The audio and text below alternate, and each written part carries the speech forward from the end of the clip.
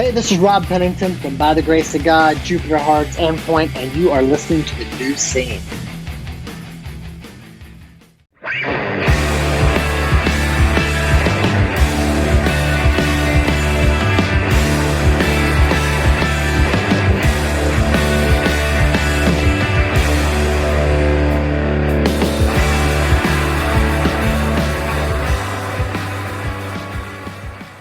Hello, everybody, and welcome to The New Scene. I am your host, Keith, and we're back with another brand new episode. And in the guest host chair today, I've got Jason Camacho of Audio Karate. Jason, welcome to the show. Thank you so much for having me, Keith. I really appreciate it. Yeah, Jason, it's exciting to have you here. I've had Arturo on the show before.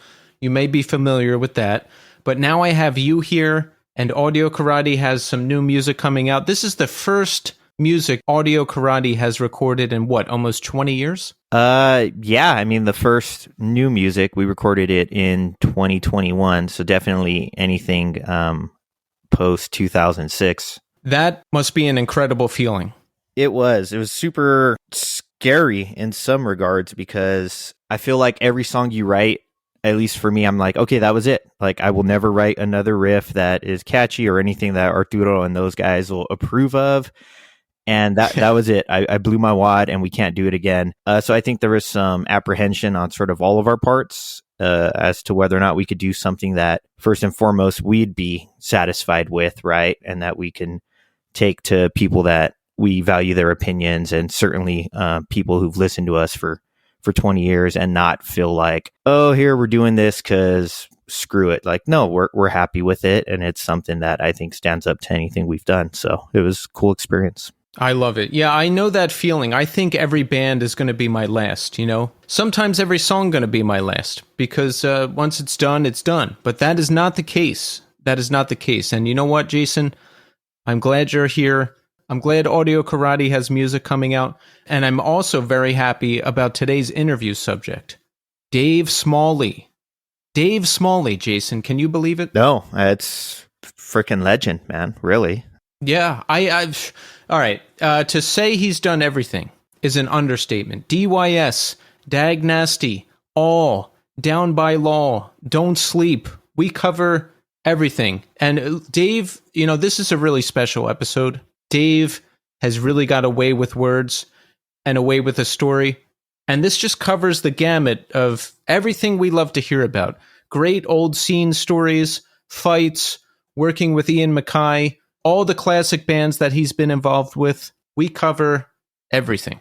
You've heard it, Jason. Tell them. Tell them how great it is. If you think it's great. If you don't think it's great, you can tell them that too. I mean, I'm an LA guy, so in a single word, I just say dope. Like, it's dope. Do people still say that in LA? Probably not. I don't know what they say. They say weird stuff. But if you came of age in 2000, you say dope. Or if you're an Audio Karate, you say dope and full and stuff like that. Well, listen, the conversation with Dave is coming up shortly. But first, here's how you can support The New Scene. Follow us on Instagram, Twitter, and TikTok at New Scene Pod. Shirts. We've got a fine selection of shirts over at Death Wish Inc. Short sleeve, long sleeve, you name it. Reviews. Give us 5-star reviews on Apple Podcasts and Spotify. You can write a review on Apple Podcasts, and if you write a nice review, I'll read it on the air. And on Spotify, once you listen to the episode, there's this Q&A thing I just discovered, and they're like, what did you think of the episode? You can write something in there. I'll see it. You know, let us know how we're doing. And you can always contact me at newscenepod@iodinerecordings.com as well. And don't forget to support Iodine Recordings. Audio Karate, a Show of Hands EP is out right now. You'll hear more about that from Jason later in the show, but make sure you order it and check it out on the streaming service of your choice today. Hey, thanks. Just premiered a video for This Small Space, and that's easily my favorite song from their debut LP, Start Living. The Quicksand Slip 30th anniversary tour is coming to a city near you starting in October. Tickets are on sale now, so get them while they last. Quicksand will also be performing Slip in full at Riot Fest. The Quicksand Deluxe hardcover book is still available. Get yours before it's gone, because once it's gone, that's it. This is a beautiful hardcover book detailing the life of the band from 1990 to 1994 with a foreword by Walter Schreifels himself. Sign up for the Iodine email list. You'll find out about everything first. For more information, head to the Iodine Instagram at Iodine Recordings or to the Iodine website at iodinerecordings.com. And don't forget to support this month's sponsor, New Morality Zine. That's right, New Morality Zine. They are a Midwest-based zine and independent record label specializing in hardcore, post-hardcore, and alternative music. The label has released music for bands such as Sunstroke, Buggin', Life's Question, Downward, Spite House, Demo Division, Spaced, and more. And you know what? NMZ is currently very busy this summer with pre-orders and releases from Oklahoma heavy alternative band Curse the Knife. Their second full-length, There's a Place I Can Rest, is up for pre-order now, and that's out on September 8th. The latest release from Philadelphia is Sunstroke. It's a split 7-inch with San Diego's Bent Blue. The split sees both bands honing in their melodic hardcore sound and including covers of some outside influences. This is a split release with War Records, and it's out now on 7-inch and streaming. Check out Stateside's explosive take on hardcore emo with the release of their 12-inch EP, It's What We Do, and that's out July 21st on New Morality Zine and Extinction Burst Records. The NMZ roster is also hitting the road this summer with tours from Downward and Prize Horse. They're both touring much of the US. Spaced is currently in Europe, and Spite House are playing Maritime Canada in August. All right, I've got more good news for you. Are you ready for this?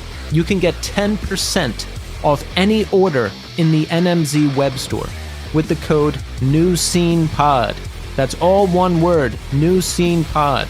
Use that code, get 10% off. Come on, what are we doing? For more information, check out New Morality Zine on Instagram. That's at New Morality Zine. Or head to their website at newmoralityzine.com. Okay. So Jason, I'm curious. What have you been listening to lately? Lay it on us. Oh, God. By the way, before you tell us, I love how off guard this question just makes everybody. Almost everybody I ask, they're always like, "Oh no, oh God!" It's like a salacious question. Well, I'd say this, Keith. Like, if you want to know what I'm listening to, that's easy. I can always do that. If you want to know what I'm listening to that's somehow relevant to probably the people that listen to the new scene or that are tied into sort of the punk rock, indie kind of hardcore space, that's challenging. I want to know what Jason Camacho, the man himself, is listening to now. And it doesn't have to be heavy. It doesn't have to be punk. It doesn't have to be related to the scene at all. I want to know the essence of you. All right. Well, ahead of this interview and knowing that you were going to be talking to Dave, I listened to a lot of All, which is always fantastic, but that's kind of always in my monthly rotation. I listen to YouTube. Like I use that as my streaming service of choice. And I listen to, there's this guy, he's not American, but he uploads these weird like 60s and 70s supermarket like music that comes on this weird format that isn't an LP and it's not an 8-track. It was like brand specific for these companies.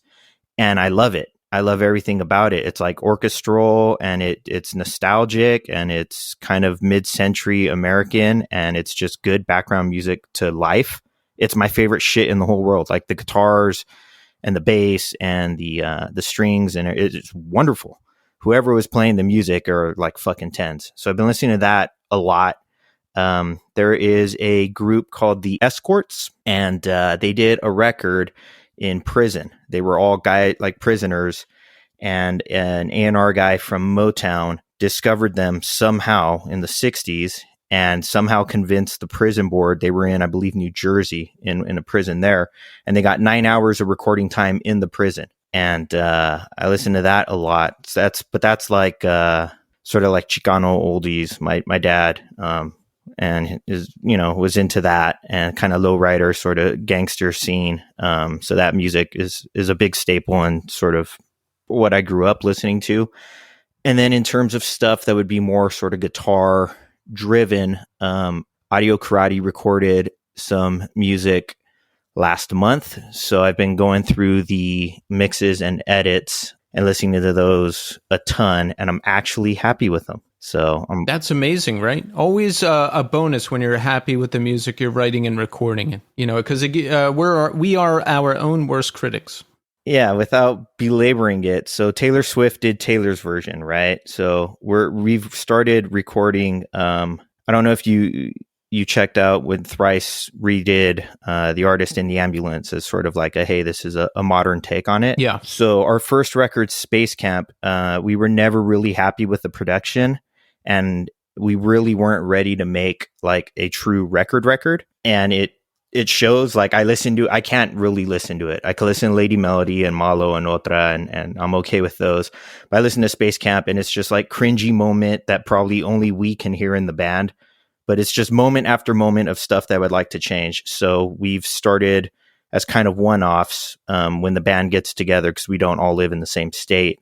We'll book some studio time and record a track or two. So these are like, if we knew then what we know now, and if we were as competent to make a record, this is how those songs would have sounded. And I'm really, really happy with the product. Oh, that's awesome. Yeah, it's like Audio Karate Space Camp, Husto's version. I like what you're talking about with YouTube and the old supermarket music. My favorite thing is to just go into these deep, dark YouTube holes and just look at stuff. Like I've been looking at tons of Titanic stuff because of that Ocean Gate sub tragedy that happened. The people died. So I've been looking at a lot of Titanic footage, and there's a cool video of just underwater Titanic stuff with ambient music playing in the background. So that was cool. And I listened to a lot of Silent Hill music. People do these super long edits of Silent Hill music, like slowed down and ambient. And I listen to that while I'm working, and it's good stuff. Yeah. Other than that, I've got just a constant rotation of Descendants, Guided by Voices, and MGMT. Like those three bands I probably listen to more than anything. Nice. Yeah. Most of what I'm listening to still is everything on the show. I'm actually in a very fortunate position because every band I listen to is on the show. So it's just a reflection of what I'm listening to.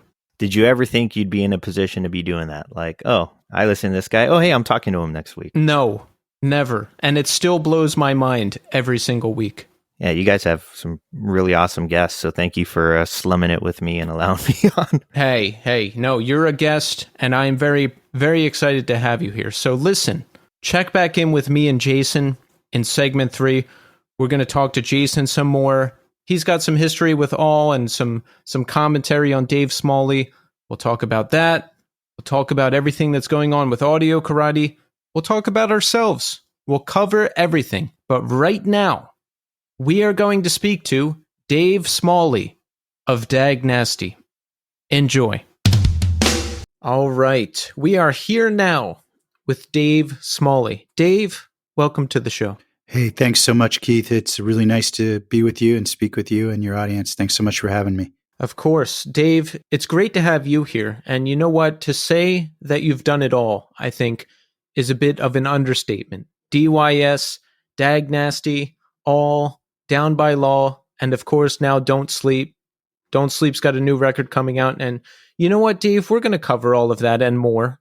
But first, I want to ask you a question. How are you doing today? Wow, thanks. Nobody really ever asks that. Thanks for asking. I'm doing okay. Like everybody in this human family of ours, there's challenges and struggles. But I'm doing okay. I just made it through this rather large storm passing through, and no trees went down, and we're able to talk. So I'm happy about that. And look, I mean, we're here talking about music and hopefully, joy and inspiration. And, I think that, with that being said, I'm going to be right here in the present for this moment and say, I'm doing great. That's great to hear. Where do you live? Where was the storm? So I live near Pensacola, Florida now due to, I moved down here temporarily for family matters and still here for now and still miss Virginia and DC a lot. But that's where I am now. Where are you usually when you're not in Florida? Virginia, in Fredericksburg, Virginia. Got you. Yeah. What's your family structure? You married? You got kids? What's going on? Oh boy. So yeah, I mean, there's I am not married currently, and I do have 5 children, which is really wonderful, and that's a true source of joy for me as a dad. You know, I love being a dad, and my kids are all, luckily for me, they are all awesome kids, and some of them are young adults now. So, you know, they are, you know, grown up individuals, some of them, and some of them are, you know, I have down all the way down to an 8-year-old. So it's great. That's amazing. Wow. So you, I'm just looking at your musical resume. I was like, wow, this is the busiest guy ever.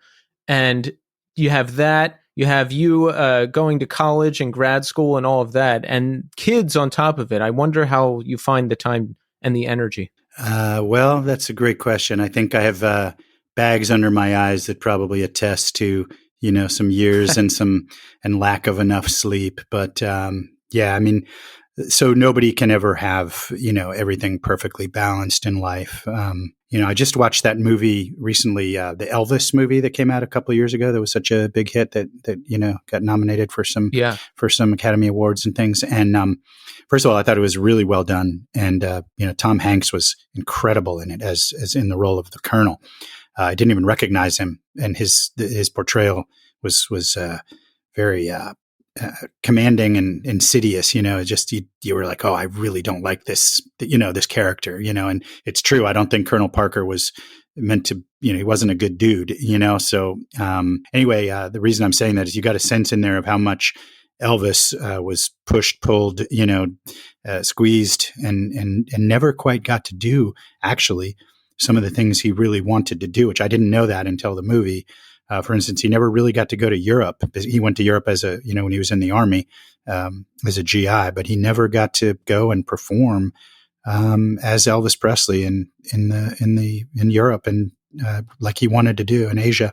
So it's you know, I think everybody has these kinds of struggles in life, whether you're, you know, Elvis Presley or you're, you know, whatever, an accountant or a teacher or any other of our normal careers, you know, and that are good, positive careers. You're always sort of fighting the clock, as it were, for everything you'd like to do. So you make your choices and you do your best, and then you accept that, you know, at any given time, there's going to be things you can't do because you can't do it all. And you have to just try and be at peace with those choices you make. I like that. And hopefully you live long enough to make some good choices and experience some things that you want to do, right? Because it could go either way. There's people who got successful way too young and burned out and they're gone. And there's people like Elvis who got super successful and got wrapped up with the wrong people and taken down a dark path. And then, you know, any number of things can happen. Absolutely. Absolutely. And I will say this to you and to your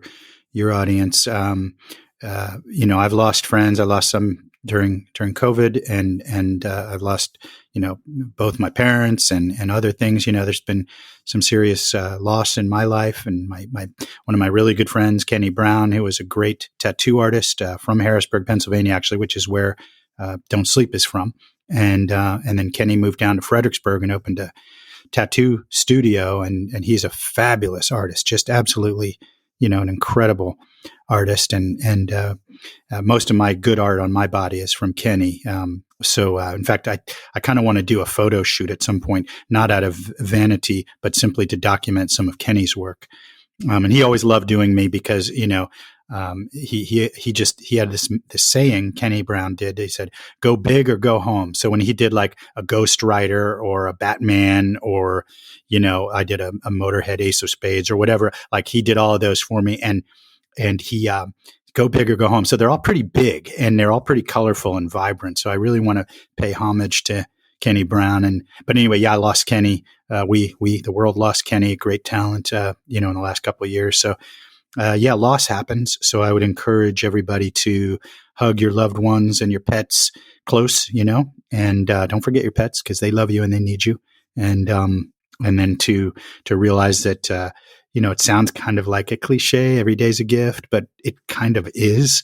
So that's a maxim that you can live by. And so, enjoy it. And I know it's hard to let go of, sometimes, memories that have you angry at your former friend, or, fear about breaking up with your romantic relationship at a time, or whatever those fears are from past or future. But live in the present, live in the moment, and enjoy it, and treat those around you with dignity and love. And that's pretty much a good life. I like that. You sound pretty centered, Dave. Have you always been this centered, or was it a long path to get there? I think we all evolve in life, right? And you're not the same person you are when you're 30 that you were at 20, and so forth, And so for me, I definitely have morphed from, I kind of went the whole gamut, at age 18, I was Luke Skywalker, and then I, kind of morphed into Han and was traveling the world and having adventures and doing all kinds of stuff, and some danger actually at times. And, and then now I'm Obi-Wan, and my role now is to be a mentor and to encourage and to, support the good side of the Force. Right. So, that's an analogy, obviously, but, so I feel like I'm probably a little more grounded now than I have been at different points in my life. And I'm definitely a lot more philosophical and thoughtful, probably. I've always tried to be caring and loving and thoughtful, but I feel like now, I'm pretty locked into my philosophy of kindness and caring. Yeah, I think that happens when you get older, or it should at least. When I was younger, I was not very philosophical, and I was running around wreaking havoc. Now that is not the case. Right. And what's the old cliche? Youth is wasted on the young, and the old one, sure if I knew then what I know now. And it's true. But on the other hand, staying out all night, going to punk shows and listening to, the Germs and Bad Brains till 4 a.m, that's not such a bad thing either, So, I would say, there's every phase, to quote I think it's the Birds, to everything there is a season, turn, So, that's okay. The passage of seasons and the different things we've done at different ages tends to be right where we needed to be at that moment. I've heard you talk about when you're younger, you were straight edge. Were you straight edge before you discovered the music, or did that come with the music? So, yeah, that's an interesting question. I was actually essentially straight edge largely before I discovered the music. And then, of course, two things kind of crystallized it for me. One was obviously Minor Threat, the song Straight Edge. And I thought it was just cool because, I came up in the early scene of DC, right? So, I would go to shows at the old 930 Club and other places. And, that's where those famous X's that, are the straight edge symbol, because that came out from clubs that would put a huge X on your hand, especially the 930. So you could not possibly go to the bar and order a drink because you had this huge, thick black marker. I'm sure that it was not good for our health. And then, of course, all of us who were straight edge started taking that as a badge of honor, and we were putting it on ourselves. I mean, I should have bought stock in, the magic marker companies because I was putting so much of that stuff on me. X's, I can smell it as you're explaining. Exactly. It right it's permeating, right? Yeah. So yeah, but then I never really, so it was a natural fit for me because I also, it was interesting. I lived in France when I was in 7th and 8th grade. My dad, worked for the State Department, and we were over there for 2 years when I was in Paris in 7th and 8th grade, 13, 14 years old. And that's kind of the age when a lot of people start doing stuff, right? Whatever the stuff is that they start doing, smoking or drinking or whatever. And, when I was there, I really, the culture is very different there. So certainly pot was a lot less prevalent at that time in that location. They did drink more because they were raised with it more around them, and it really wasn't as a big a deal. So I was kind of raised in an environment when a lot of people sort of start going down a certain path. I never had those paths before me, and so I came back in 9th grade, and some of my buddies from earlier times, elementary school, essentially, had a couple of them had become real hardcore, stoners, and I still love them, and they were cool dudes, and they loved me, and everything was good. But I really saw the difference it had made in their lives, and that also made me say, hey, for me, that's not the path I want to take. Even at a young age, I was kind of like, yeah, that's not the direction for me. And again, never a condemnation of those who chose different paths. Everybody has their own path. But for me, for my path, I was like, yeah, that's not my thing. So yeah, straight edge was always a natural.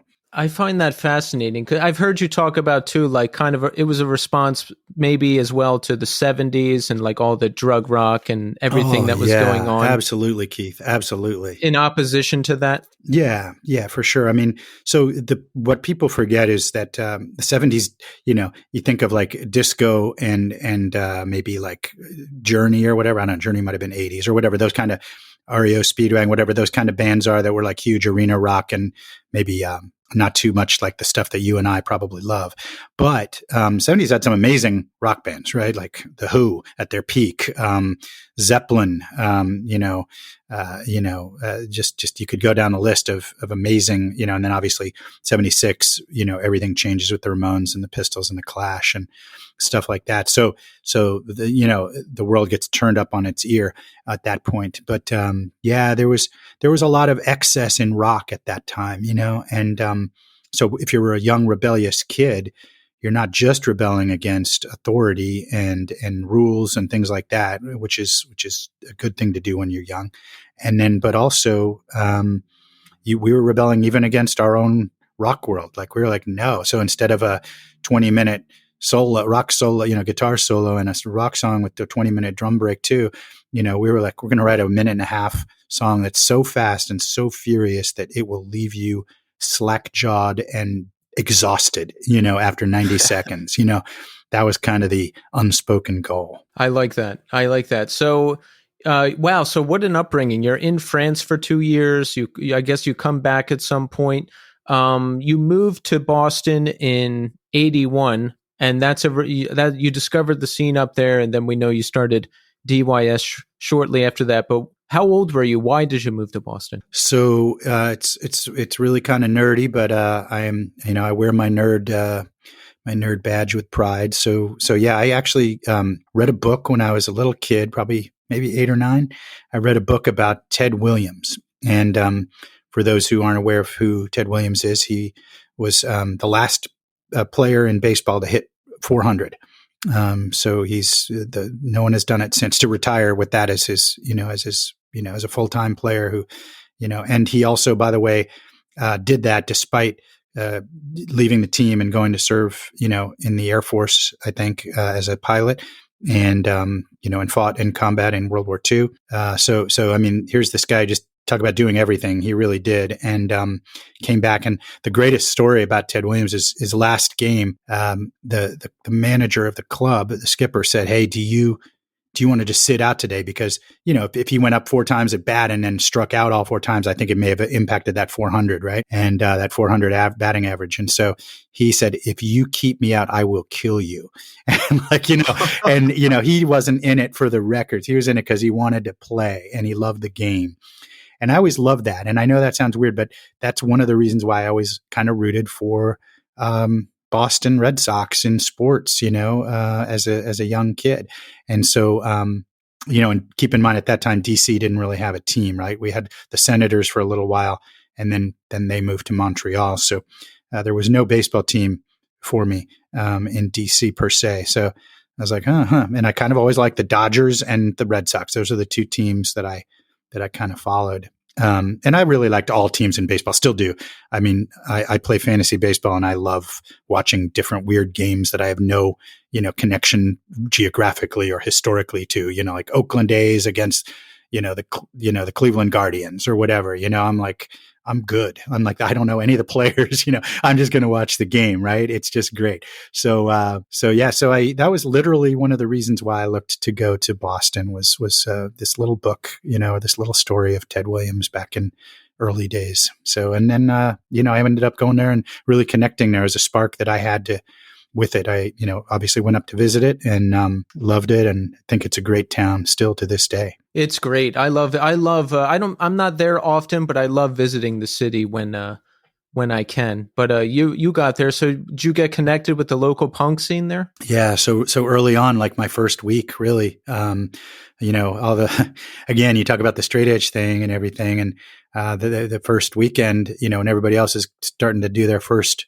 parties and everything. I went into Kenmore Square in Boston, and there was there were like 4 or 5 guys in torn jeans and leather jackets, hanging out with various strange haircuts and shaved heads or spiky or whatever they had, and I was like, okay, I found my people, so just started talking to them really right off the bat. I was barely 1 foot out of the car, and I was already in, and we were a very small scene at that time, and led by SSD Control. They were the real leaders of our scene, and fell in with them, and got into the first. I don't know if it's the first time I saw them play. I can't remember. Anyway, we were at the Ratskeller with the Rat, famous club in Boston, and early on in my Boston days, and we started. There were about 8 of us in the audience, maybe 10. I mean, of the hardcore kids, right? And then the band, and about 8 or 10 of us, that were part of the crew, and then a few fans there, a few other people who maybe be almost like idle curiosity of, what's this, and we started slamming, and somebody knocked over a table because they had the tables pulled up almost to the front of the stage because people still weren't used to that. Like nowadays, you can't imagine that somebody would do that because, pits are notorious for what they are, right? Like that is where there's heavy action in the pit of a club, right?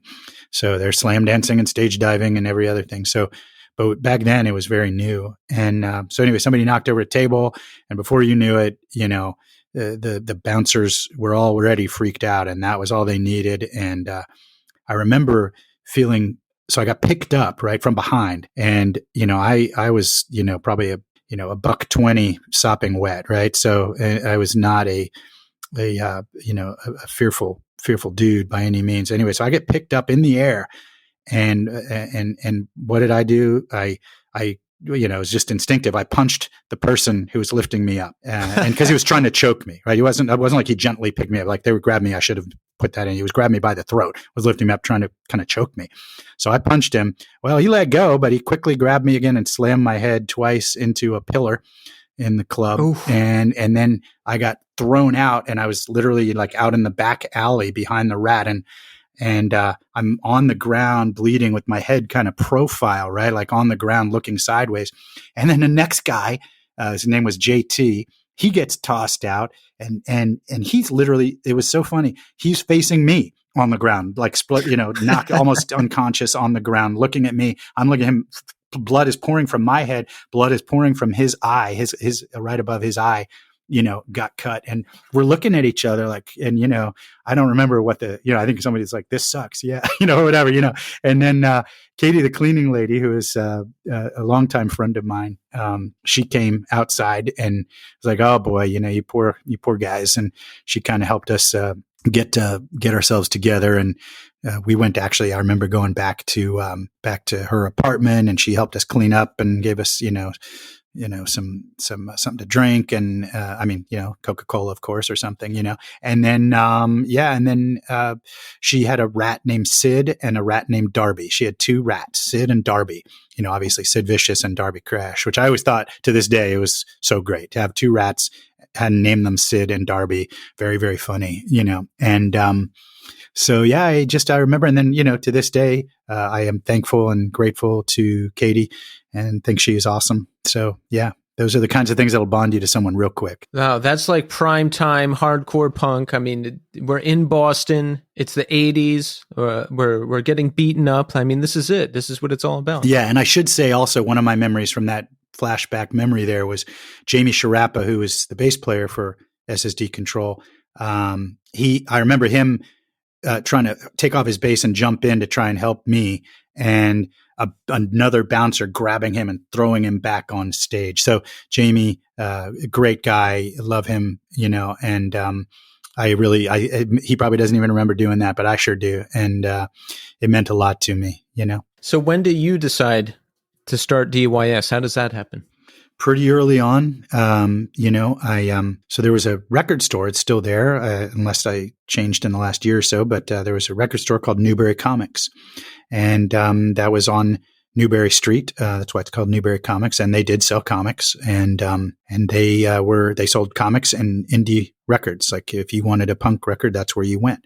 And they sold everything from, Echo and the Bunnymen singles to, hardcore stuff to, everything, and I remember, if you wanted a pin from a band, if you wanted a jam pin, you'd go to Newberry Comics and they would probably have a jam pin, whatever, stuff like that. And it was great. It was so great that place existed and still exists. So I went into Newberry Comics. They had a bulletin board. This is, I know it's probably hard for younger folks to even realize how hard communications were at that time. There was no internet. So I put up a little sign that said, I was looking for a band. And almost immediately the next day or that day, I got a message from Jonathan Anastas, who is my lifelong, musical partner and friend, and is a fantastic human being. And he said, yeah, I'm in. And, he had a guitar player who he said was into it. And I had a drummer that I said was into it. And in fact, my drummer really had never played drums before. And his guitar player friend was more into doing like Van Halen covers and stuff. So it quickly became, Jonathan and I finding just the right pieces of the puzzle to form a hardcore band. But it was relatively early on. Wow. Just like that. You put up the bulletin and you find people. Yeah, pretty much. I mean, and the thing that I think is really important or kind of cool to remember is how tiny the scene was. Not just in Boston, but even in DC, like a very established punk scene with bands like Minor Threat and others. There were DC had some pretty big shows for sure. But if you think about how many people go to a Madonna concert or a Katy Perry concert or Taylor Swift or pick your famous huge artist, and then think about those numbers in independent music, and then think of them even smaller, like the pie gets smaller and smaller and smaller into, punk rock. Then you get even smaller and smaller and say hardcore, so you are looking at a tiny sliver of that pie of the rock and roll world. And, it was a very close knit scene. And I still love all those guys and gals and think of them as my family to this day. That was going to be my question. Like, how big is the scene? How many people? I mean, this is early on in the world of hardcore punk. Like, let's say Minor Threat rolls through town. How many people are going to be at the show? Great question. So at the first Minor Threat show, I think, memories, again, Jonathan, if he were here, he has a phenomenal memory. My memory is less of specifics and more of the energy and the karma. So I'm more of I view things from the 30,000 foot view, and Jonathan can actually bring it back to the microscopic view. So we're actually a good, tandem that way. But I think at Minor Threat, when they played the Gallery East, I believe it was crowded, certainly, but it wasn't a couple hundred, few hundred, maybe. That's got to be serious clout in the world of punk to have been able to see Minor Threat. Have you seen them more than once? Oh yeah, I'd seen them in DC as well. I remember one show I saw them at the 930 Club, and Ian had lost his voice, and he came out with a sign, and it said, "I have," next sign, "lost," next sign, "my voice." And they went ahead and did their show anyway, him screaming the best he could into the mic. And the coolest thing, talk about community and punk rock, was everybody was, to the best that they knew the songs, was singing along to help him. And it was a kind of a magic moment, it was like, really, like, this is the family, this is the community. This is where I want to be. That's amazing. Yeah. And I mean, they're like the last band left, I think, who hasn't reunited. So it's still the stuff of legends. So it must have been pretty great to witness that. Yeah, they were a special band. At that time, I am very, fortunate to have seen some of those bands and played with the Bad Brains, all kinds of wonderful experiences that I had from those early days. So, the hair's coming in white now, but I've got some very good memories to balance that out. So I'm okay with the trade. Oh yeah, that's the trade-off. If I was 25, I wouldn't have seen any of that. So I'll take everything that's come before. Exactly. Like I'm 41 now, and some bands that have gone on to be legendary, I can be like, oh yeah, my first show they played, and there was only a couple hundred people there, so I feel like an elder statesman sometimes. Exactly. Which is cool. Exactly. Yeah, absolutely. So DYS, we know Brotherhood is a classic straight edge album, and it has that straight ahead hardcore feel. And then the self-titled record went more in like a melodic direction. Like, how did that go over at the time? What is the scene like? Because, and I talk about this all the time on the show, coming up in hardcore in the late 90s into the early 2000s in Philadelphia, and probably, I would say everywhere. Let's not just put it on Philadelphia. There was like real hardcore and fake hardcore. There was purity tests. Like real hardcore was like the tougher stuff, and all the crossover stuff that I was into was fake hardcore, and there was divisions, and there was all that going on. What was the scene like at the time? DYS is out, second record is out. Yeah, so that's an interesting question. I will tell you that it was kind of a really interesting metamorphosis for the entire Boston scene, or not the entire, but a lot of us. So you have to remember, we were all very, very young when we started, and mostly, we were playing bar chords. If you're a guitar player or bass player, well, bar chords is for a guitar player, and everything was do da do da do da brr, do da do da do da brr, and that's great. I mean, it met the energy, it met the need, it met who we were at age 17, 18, 19. But as we kept going, the musicians among us started to emerge. And I don't think you have to be a great, perfect musician to be a musician, if that makes sense. Like, I think that, you look at a guy like Yngwie Malmsteen in metal and rock, phenomenal guitar player, just untouchable in terms of his technical talent, but maybe not like, doesn't have the heart and soul. Well, I won't say maybe. He doesn't, to me, his music doesn't speak to me the way Hendrix or maybe Eddie Van Halen, or Pete Townsend, the way those guys do, who played, maybe a tenth less skill than, and I don't even know that's true, but even if they were all equal, what Hendrix did and what Eddie Van Halen did and what Pete Townsend did, those guys put so much soul in addition to their technique. Right. Mm-hmm. So I think that, when we started in the early 80s, the goal was the energy, the explosion, the change, the desire for expression, independence, freedom, angst about life, making life better, making the world better. These were things that fueled us. So you didn't necessarily, and that was kind of one of the things about punk all along, is it wasn't looking for, exceptionally, whatever musicians. You could do it, and you saw the bands emerge that could do that, right?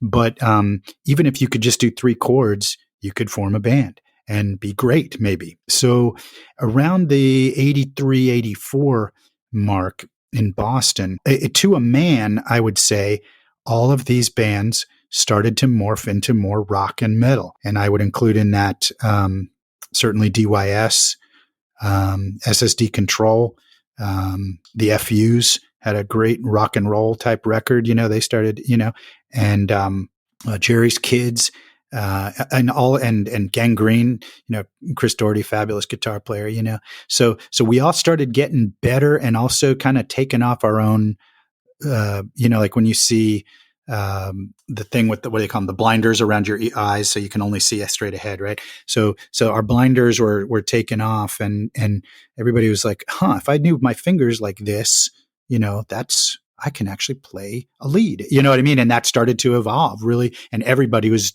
like, oh my gosh, I can do this now. And also, I'm not going to. You talked about those preconceptions and the divisions and the rules and all that, and the backstabbing that happens in every scene. But it was great for our scene because we all kind of morphed almost, in the same, at least in the same general speed and periods.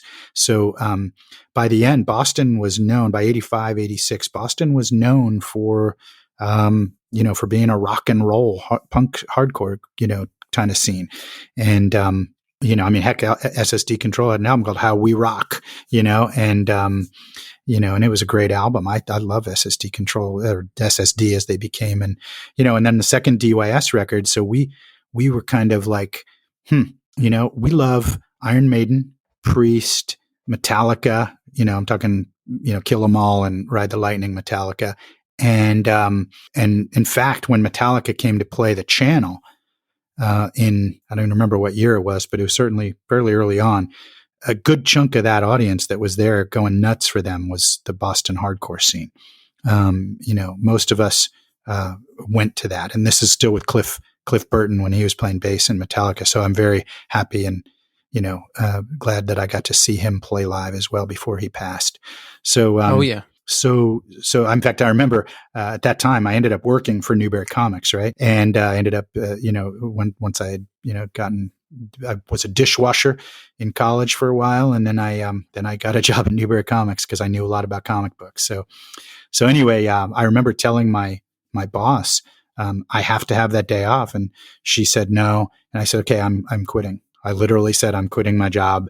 And, I had no money, no nothing, and I was like, I'm quitting my job. I'm sorry, and she's like, all right, take the day, she's like, all right, so that's how much I loved early Metallica. So we love this stuff a lot. And I think there's always been this very strong connection between hardcore and punk, and then, metal and rock, and so, we just started realizing what we loved and started playing what we loved. And certainly we always loved, hardcore, always did, always will.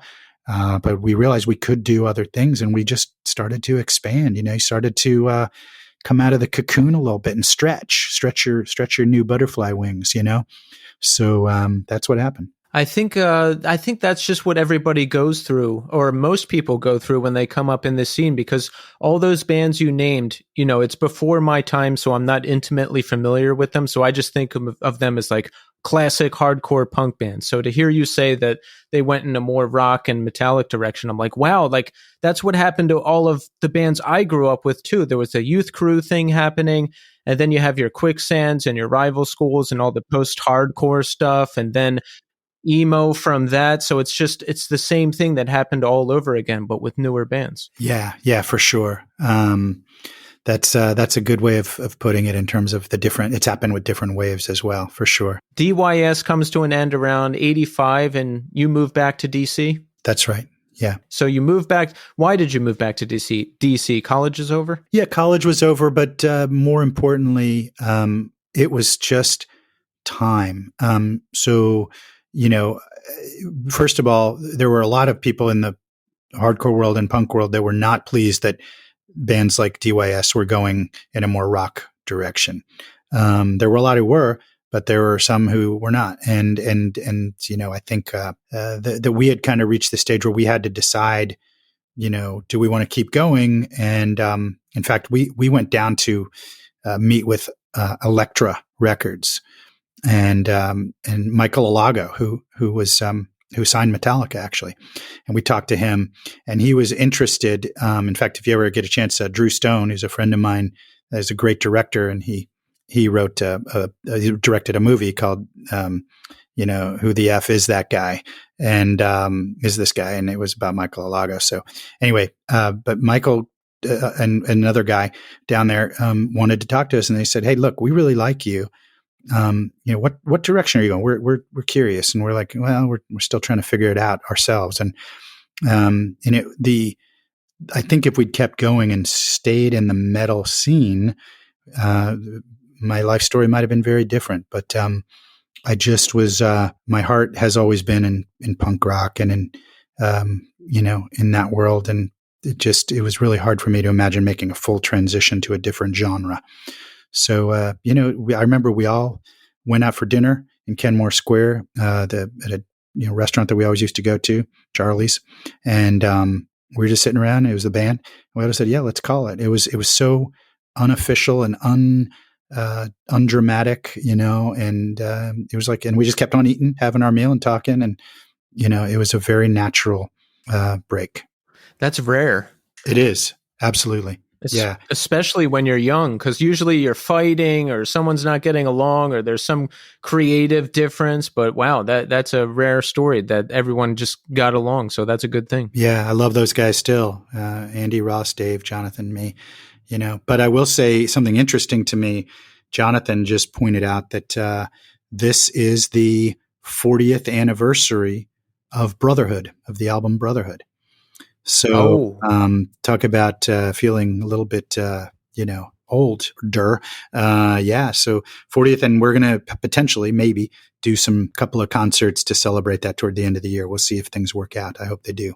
It'd be fun. Oh, that would be exciting, huh? Yeah, for sure. Yeah. You did some reunion gigs in 2010, right? Yeah, we did, and did some couple festivals in Europe, and had some great times, and it was great to see the guys. Little bit different lineup. So due to various sundry, availabilities and things like that, and so nothing negative about any buddy, but we did the first big reunion was with that was for part of this big reunion show in where was it, Revere and Club Lido, and so that was our first big reunion show, and that was great. Jerry's Kids played, and the FUs, and some other bands. It was fabulous, and it's like old home week, for us, and so that was like hey, this is still fun, and this is still good, and it still resonates for people, so let's do some more. And then we ended up doing some Euro dates and some others. So played in Boston with the Mighty Mighty Boss Tones for their I forget what it was called. They have an annual thing that they did. They used to do some fest, right? Yes, it was a regular fest that they did, and they asked us to play, so we did, and that was great, And Dickie from Boss Tones drew the cover of Brotherhood, right? That's a little known fact. It is a little known fact. Thank you for knowing that. Yeah, he did. And I remember, seeing that and was like, whoa, dude, that's so cool, because I can't even draw a stick figure, So it was like, and, it was great. So you're in DC. It's somewhere around 1985. We're starting up Dag Nasty, yes? Yeah, that's right. They were starting Dag Nasty. I wasn't part of it yet. I quickly signed on as a roadie. Brian asked me to roadie for them, so I did. And I knew Brian from the Minor Threat days, and DYS and Minor Threat, had seen each other and or played together.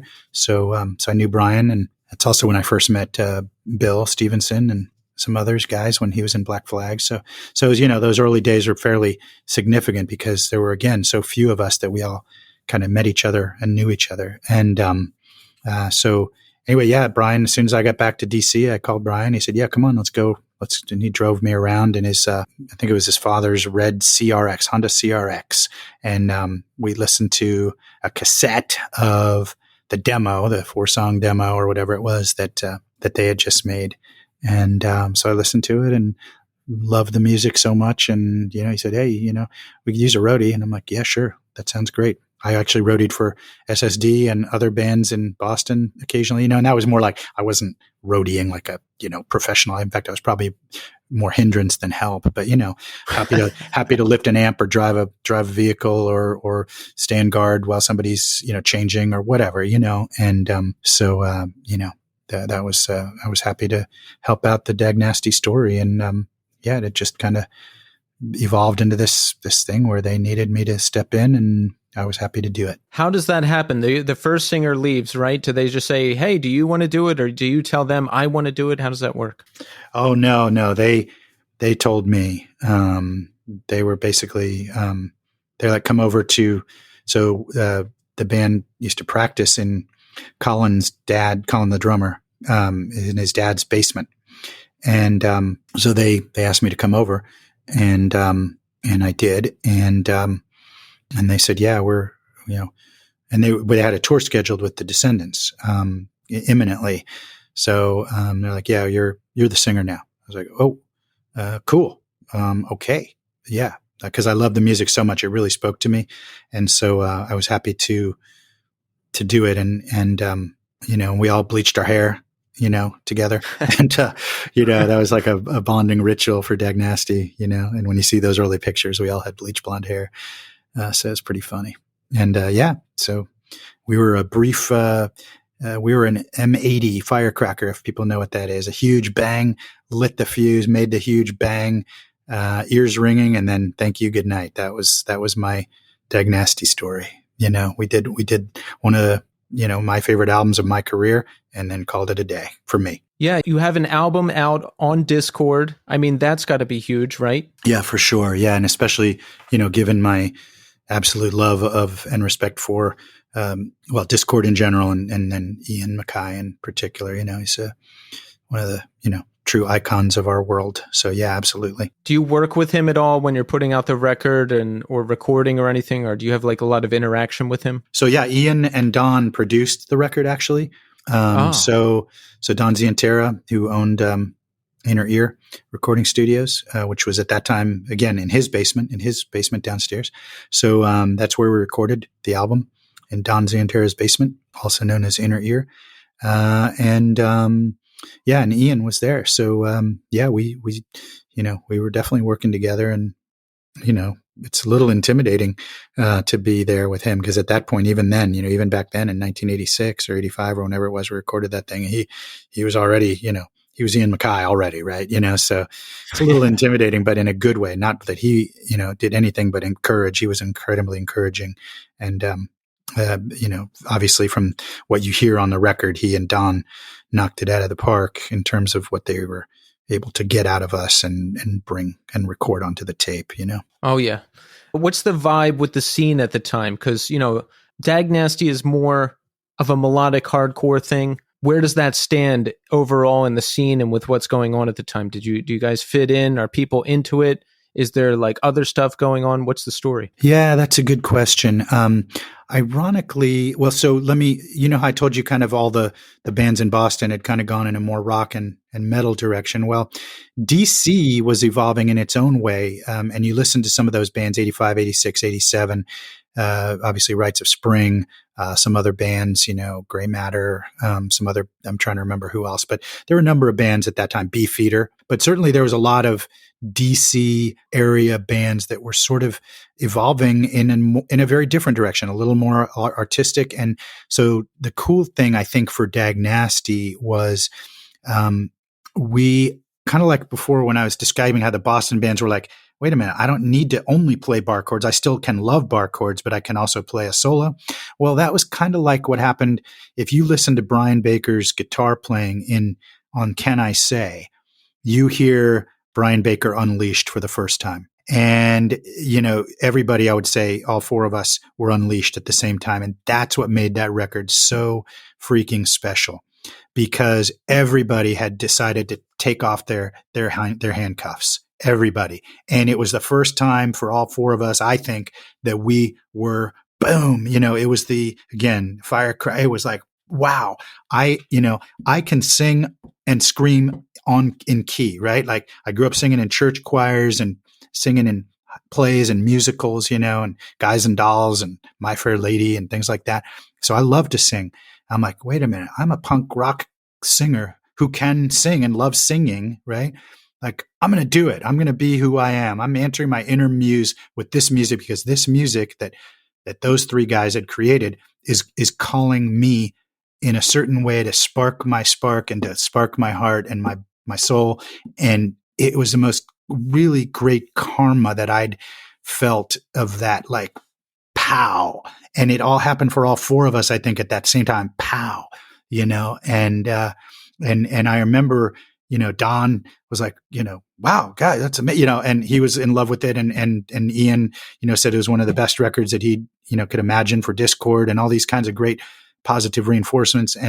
But it was so thick, Keith, you could cut it with a knife. The pow factor, man, it was, if I could bottle that and drink it, I would, it was just an explosion of everybody exploding outward with focus, though, right? With love and punk rock and hardcore focus. But the pow factor was huge. I love that. And you did a little bit of touring before you left, right? I mean, how are those shows? Are people a lot of people coming out to see it? Did they feel that pow factor as well? I think they did. I think, keep in mind, we toured, unfortunately, before the album had come out. So all these songs were new to people, but I do think that there were, I mean, I can tell you just from, personal anecdotal, whatever, stories that people were coming up and saying, holy crap, like what the hell was that? It was amazing, or, stuff like that, which was really cool to hear, so the pow factor was there, I think, live to a certain degree, but, certainly, the album was, what, blew open the doors for the band. And then unfortunately, timing being timing, I decided I wanted to go back to grad school. So I did. You went to, did you go to grad school in Israel? I did. Yeah. So I got How old are you at that time? I don't know, maybe 23, something like that. Maybe. I can't remember, honestly. Wow. So you're 23 years old. You have this amazing record out. We've got great opportunities in front of us in the world of music. And you're like, nope, I'm going to go to grad school in Israel. You must have had some serious focus and the ability to look into your future and make some choices in regards to that, because not a common choice for a 23-year-old in your situation. Oh, thanks. Yeah, no, I agree. It was, so part of it was financial, right? So I got a full ride to go over there, and I had no money, and so it was like, well, this is a shot for me to do this. So, the chance to go. And by the way, I've always loved the Middle East, like I remember Lawrence of Arabia, the movie, right? And like, I don't know if you've ever seen it, but, the vistas of the sand and the desert. And of course I lived in Jerusalem, so it really wasn't, that at all. But I did live in the old city of Jerusalem. So there was just incredible history. So I'm a history nerd, and I have a chance to go over to the Middle East and be there and experience that. It was a once in a lifetime opportunity.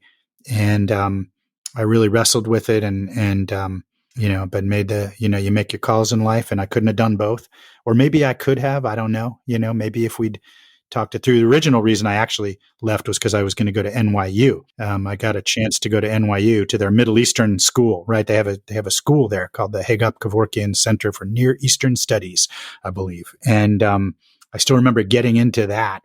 And then that's why I actually originally, told the guys I was going to leave. And had we been smarter and less young, and less impetuous, we would have said, oh, wait, you're just going to New York? That's like a 5-hour drive to DC. Like, sure, we'll just practice on the weekends and, whatever, it's a 3-hour train ride or a 5-hour drive. Like, let's just, of course we're going to keep going. Like, but instead it was, me saying, guys, I'm going to New York. I have to quit. And, them getting really, upset and angry, and rather than us thinking it through. In hindsight, I often wonder if we'd actually thought it through. And then, I'd applied, and keep in mind, all of these applications had been done long before I even joined the band. Right. So I had no idea that it was even going to come in when I joined the band, but, they did.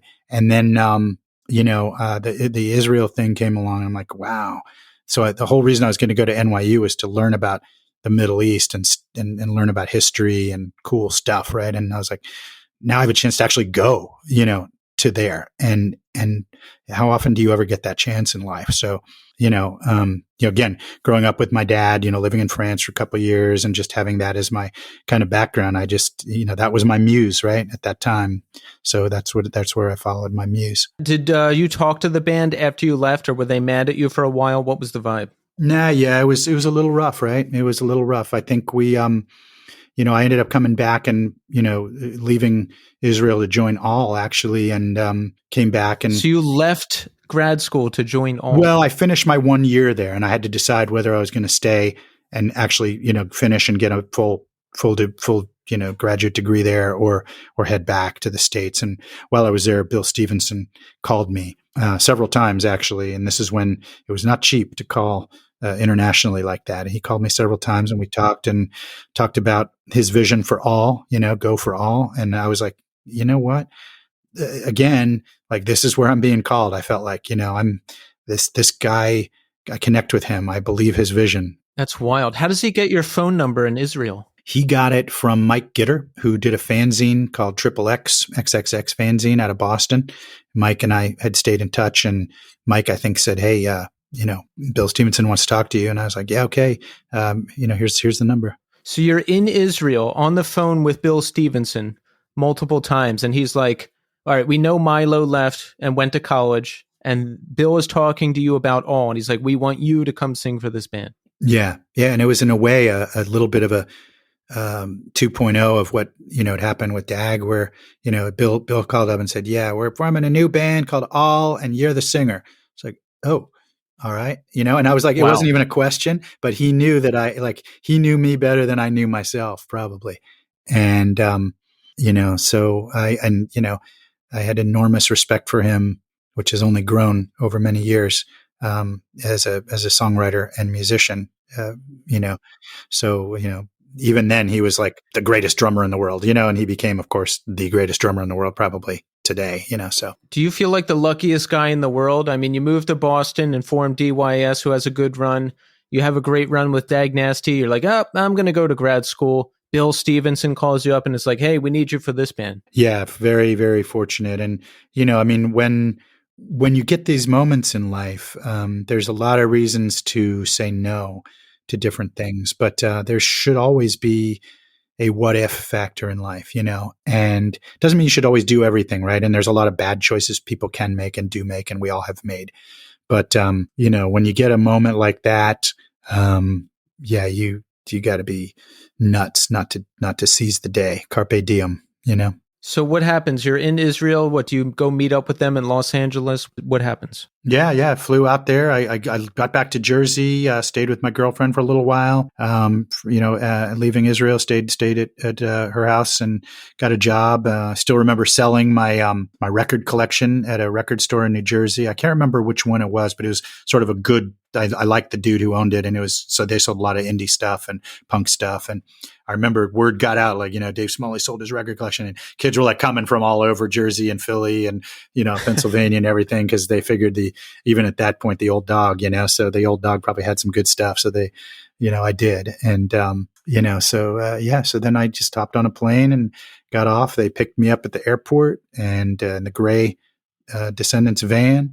And we went and had Alfredo's and went to practice. Just like that. Just like that. Go for all. How was it? Was it scary? I mean, I know you've had experience and you've done this before, but did you fit right in? Like, what was it like? Yeah, I think at that point, having had two bands under my belt and a little bit of touring and a fair amount of I guess, I don't know what the word is, maybe confidence, because I'd recorded already a little bit, So I felt like I felt like I really liked these guys as musicians, and I liked them as people after we got to know each other better. And then the songwriting, right? It was all about the songwriting, it was all about the music. And we lived as musicians, for the first time in my life, full time. Right. And, sometimes you ate one meal a day and, you lived in the back of an office space, all these kinds of things. But, we were making some really unique songs and music, and really, all credit to Carl and Stefan and Bill, who were pioneers, and, hopefully I contributed, to that as well. And, had made some two records that I'm really proud of, and very unique records especially for the time, but even now today, I think. Absolutely. So how was it with audiences at that time? I mean, obviously now people love All, and I think it's grown in appreciation for people over the years, but what's it like at the time? Is it difficult with you stepping in, or are people generally receptive to it? Yeah, I think so. I think they were. I think there were a lot of good reactions. I think, yeah, of course, there were some people who just wanted to hear Descendants songs. But one of the things I think that we did right was I had seen, Peter Kortner come in after me as the singer for Dag, and people had gotten used to hearing the song from the singer of Dag Nasty, which was, on Can I Say, which was me. And then, every singer is different, right? And so people wanted to hear the way they heard it, on the record. That's what they're used to hearing. Like if you go to see, I don't know, name your band, Dead Kennedys, it has to be Jello, right? Like there can't be, it's hard to get another singer. People still want to hear Jello. That's why it's hard for them to tour, but they've managed to pull it off and get good singers. So don't get me wrong.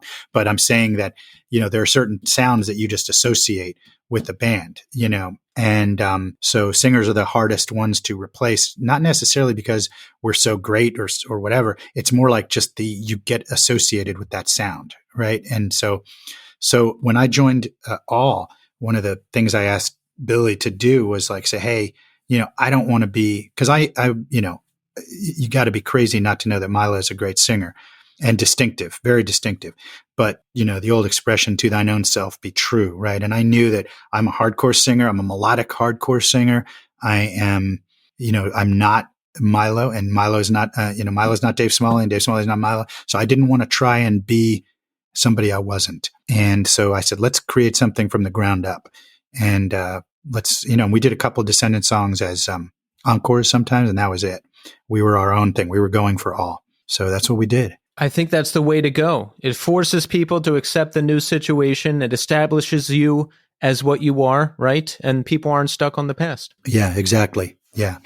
And you can never really match, the joy and beauty of, and really, pain really sometimes for the Descendants, songs about broken hearts and, things like that. Those are, and being in love with the girl who doesn't, unrequited love or whatever, so they have a certain element to them that is distinctly them, and that combination. And so I love that All had our own element to us. And, I think we have our own sound, and, Whoage or Just Perfect or, those kinds of songs, Sex in the Way or Pretty Little Girl or, Wishing Well, all these songs that are their own songs. They definitely sound like All. Absolutely. So you're in the band until 1989, and you left to go to grad school again. So not really. No, I really left because I was kind of, I was fried on touring. I'd never toured that much before. And, I was on the road for about 9 months out of 1 year. And that's playing a lot, like 5-6 nights a week. And, and it's, those guys had already had, I make the analogy sometimes, those guys already had their calluses built up. So when you start to play guitar, your fingers get all cut and bloody, right? And it takes a while for you got to keep playing so that you'll get calluses on your fingers. Like my fingers are, permanently calloused now, right? Because I've been playing guitar for so long. But it took a while. And like when I started playing guitar live for the first time in Down by Law, I would play and, my fingers would be bleeding during the show. Like I would look down and see blood dripping down on my guitars. And, but after a while, the calluses were there, and so my road calluses weren't there yet. That's my analogy. And so, I was tired, and I wanted a break, and, I just didn't want to, I wanted to take a pretty serious break, and so, but that's not really going for All. I needed a pause from my quest for All, because I needed to take a breath. And, so I just said it was time to head out. So, but, I think we were still, all good friends and everything like that. It was not a bad thing. That's good. I was going to say, those guys must hate college. Milo leaves for college. You supposedly leave for college again, but that's not exactly what happened. I did go back to, so I went back, I stayed out in Cali and LA and did go back to college. Yeah. And you ended up starting Down by Law pretty soon after you leave All, yes? Yeah, that's right. I just had a few songs that I wrote. You don't stop being a musician if you're a musician. So, I was playing and wrote the song Down the Drain and Right or Wrong. Don't remember, maybe American Dream. Those are 3 songs, I think. And, trying to remember Vision, maybe it was another one. So maybe those 4 songs are 4 of the early ones. And then, I just called up my friends in Chemical People who we had toured with in All quite a bit and who I loved as people and musicians, and said, hey, you guys, I want to see how these songs sound with instead of just me recording onto a Tascam 4-track cassette in my living room, of my 1-bedroom apartment. Let's let's see how it sounds with a real band, So, and they were totally cool with that. So I went over and we started playing, and you get lucky in life, and it was luck that it just clicked right away. I was like, oh, that sounded really good, and then damn, that sounded really good too, And so, we were just off to the races before we even knew it. And the original goal was just to do some fun jamming, and then it ended up, hey, maybe we should record some stuff. And then it ended up, Brett Gurwitz coming to see us at the Coconut Teaser in LA and saying, you guys are great. I want to sign you. Come out to my Volvo, and so, and talking to him. And so it ended up just, there was a certain energy and karma with that was pretty, again, pretty mind blowing. Did you feel weird at all? Because you leave all, right? You want to settle down and maybe not tour as much. And then you end up in this band very soon after and signed to Epitaph Records. Yeah. I mean, it all happened so fast. And you got to remember, I wasn't at that time thinking anything was going to happen. So it all kind of happened like, sort of a look to your left, look to your right. And, all of a sudden you're like, oh, I started out over here and now I'm over here, but I didn't even know I did that. Like, I didn't even know I took those 3 steps forward, and so, and then of course, the whole idea was, never to be a touring band. And now, of course, Down by Law's, been fortunate enough to tour all over the planet. We're very lucky. When all the band saw you form Down by Law, were they like, hey, this guy said he wanted a break and now he's in a new band. What's the deal? Was there anything like that? No, because there actually was a break, right? It didn't just happen like the next day or anything. It happened with time, that I left and, then moved out to LA. And remember, I was kind of living with the band. So I had to actually find a place and lived, shacked up with a buddy for a while, and then found shared an apartment with a stranger that I met through the equivalent of Craigslist at the time in LA, like the LA Weekly, classifieds, I believe it was. And anyway, that kind of thing. And then, getting into school, all that stuff. So it all kind of took a little bit of time. It wasn't instantaneous. So I had the break I needed. I see. Is it weird when you're still living with all, like, do they come home and you're still there and it's like, oh, hi, and you have to like find a new place to live? No. So we finished the tour. I told Billy and the guys when I was on tour with them, and it's actually outside of a laundromat. We were all doing laundry, and then I came. Of course, I finished the tour. I didn't leave anybody in the lurch or anything. And then, no, it was cool. Everybody, again, maybe you mentioned Milo had left, so they're, like, got it. These things happen, and people are people, and and people have different life paths, right? Different flow, and the universe flows people in different ways at different times. And we're not robots in life. We have moments of change, moments of contemplation that take us in different directions, and so we have to, I think, sort of follow your muse, whatever your muse is, and listen to the universe calling you. Hendrix, and the wind cries, Mary, and just like, you know what I mean? Like, you gotta listen to that wind. I think everyone just matured much faster than me, because I got into bands later. I held resentments for a long time, still do sometimes. So I think everyone just had experiences earlier than me and maybe matured faster than I did, which is okay. That's okay. Yeah. Again, you're on your own path, right, brother? So, and everybody has that, and there is no right path except for your path. Exactly. That's what I'm learning. So, Down by Law, we go strong till about 2003. Yeah, that sounds about right. You probably know it better than I do. I don't remember the years as much, but yeah, we definitely had some shining moments and got to play places that I never thought of, and make some records that I am very, very still, very pleased with and in love with, and have made a difference for a lot of people, which is, ultimately what art is about, right? You have to express yourself as an artist, and then if it actually, creates a bang or a pow for somebody, that's the most joyous feeling in the world. So, all the bands had made a pow moment or two on vinyl and or CD or whatever the platform, and so we were very, very fortunate. And then it was just kind of just had a sort of a moment of where it kind of stopped, but it never really stopped. And Sam Williams, who is, again, you talk about being lucky. I was extraordinarily lucky to to be Sam Williams' musical partner. He's one of the greatest guitar players. He's one of the greatest guitar players easily in punk rock. But the interesting thing is that he's also one of the greatest guitar players in rock. This is a guy who grew up skipping school so he could stay home and play guitar to Eddie Van Halen records, and so like it's a phenomenal guitar player, and not just, again, like I said earlier, not just the skill set, which was ridiculously huge, but the heart and the karma and the joy goes with that. I mean, Sam will talk to you about hardcore records the same way you and I will all day long. He could have gone any number of directions with his talent, and he just loved punk rock. He loved rock and roll, but he also loved, his heart was in punk rock and hardcore. And so, he has remained true to that. And I'm so lucky and honored to still call him, my dear friend and musical partner. So it's been a great ride. Still going. I love that.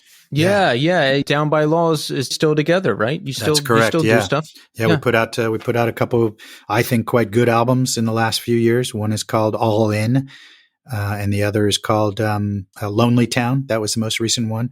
Lonely Town has some great songs on it. Sam was just like, he's a great songwriter, and Sam wrote, whatever high percentage of the songs on the record, and the percentage that I wrote, he made better. But yeah, he wrote some phenomenal songs, and he just brings out the best in me as a singer. So, I encourage everybody to go check out the album Lonely Town. And we want to talk about Don't Sleep as well. Yeah, for sure.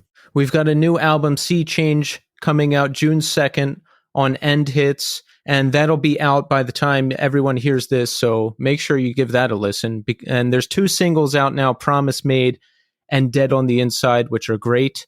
So, Dave, tell us about this band. How does it start? When does it start? How do we decide to start a new band, right? You've got so many classic bands in your roster. Like, tell us about the beginning of Don't Sleep. How does it all come together? Sure. Yeah, great question. So it's really cool. One of the things I love about Don't Sleep is this is a band of 5 guys who formed with the common bond of a strong love of hardcore. That was the foundation upon which this band came together, and like no other band I've ever been. Yeah, obviously all of us came up in the early days. Like we were like I said, the scene was so much smaller.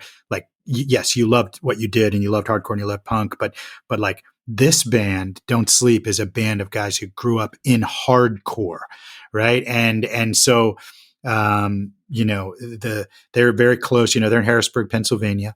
And they obviously got to see and grow up with, all the great New York hardcore bands, and, Sick of It All, Youth of Today, Shelter, Agnostic Front, the great bands. And there are many of them that are New York, has this spark to it, and a lot of those guys are, H2O, like these are all guys that I know now as friends, many of them, and am absolutely in love with their bands and what they do musically. So this band, these guys all just loved that stuff. It was like the stuff of their DNA. They breathed it, they live it. And so, but they were in a band, ironically enough, that was called Very American, and they had a British singer. It was very funny, and they sounded nothing like hardcore. They were actually almost an alternative style band, almost like a pop band, almost like, I don't want to say REM meets Elvis Costello or something. I don't know how to describe them. They're really great. So I talk about the internet and the way things have changed from me going in 1981 to Newberry Comics and putting up a crudely drawn flyer saying, "Hey, I'm looking for a band," right? Like that was then. The now was Garrett Rothman, who is our bass player. He sends me a message over social media and he says, "Hey, you don't know us. We're in a band. We all love everything you've done with Down by Law and All and Dag Nasty and DYS. And we just would really be happy if you would just give our album a listen. We thought you might dig it." And I was like, "Yeah, sure." I wrote back, "Yeah, go ahead, send it." So he sent it. By halfway through the first song, I knew these guys were something special. And then, halfway through the second song, I'm like, "These guys are great." And halfway through the third song, I'm like, okay, I got to meet these guys or see them or something because, and, you know, and I wrote back it was like 4 songs, I think. And, you know, it was just one of these things where I was moved by what they did.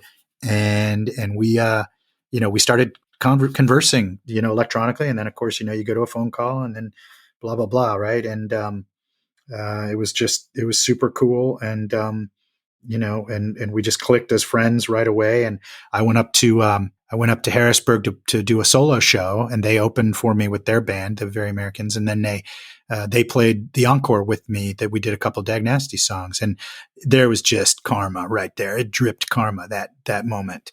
And, you know, I mentioned my friend Kenny Brown earlier, who passed away, the tattoo artist. And Kenny was in the audience that time. I remember very well.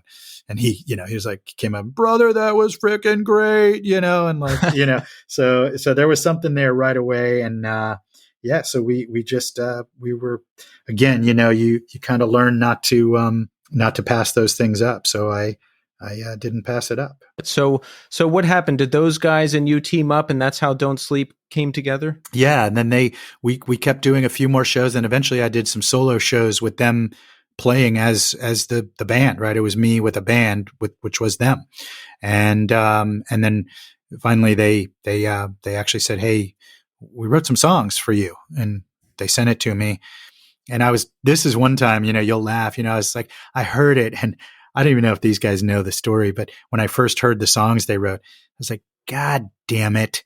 This is really good. Son of a bitch, you know, and because I was really hoping that it wasn't going to be good and that I'd be able to gracefully, you know, decline. Right. And, instead it was like, damn, this is really good. You know, I was like, so it was ironic, you know, I'm saying it with a smile on my face, you know? So yeah, it was really good. They wrote some great songs. And, so I went and tracked it up in Harrisburg, and, then it started growing and spiraling. And eventually we made our own independent stuff come out. And then, you know, on Cortex, Unity Worldwide. And then we put out some singles and things, and then did a tour with Shelter. And then we made an album for, Victory, which got bought out. And then, but the owner of that Victory, went ahead and started his own label called Mission 2 Entertainment, and, put out some cool stuff, including Turn the Tide by Don't Sleep. And then, I'm really proud of that record. I think it came out smoking.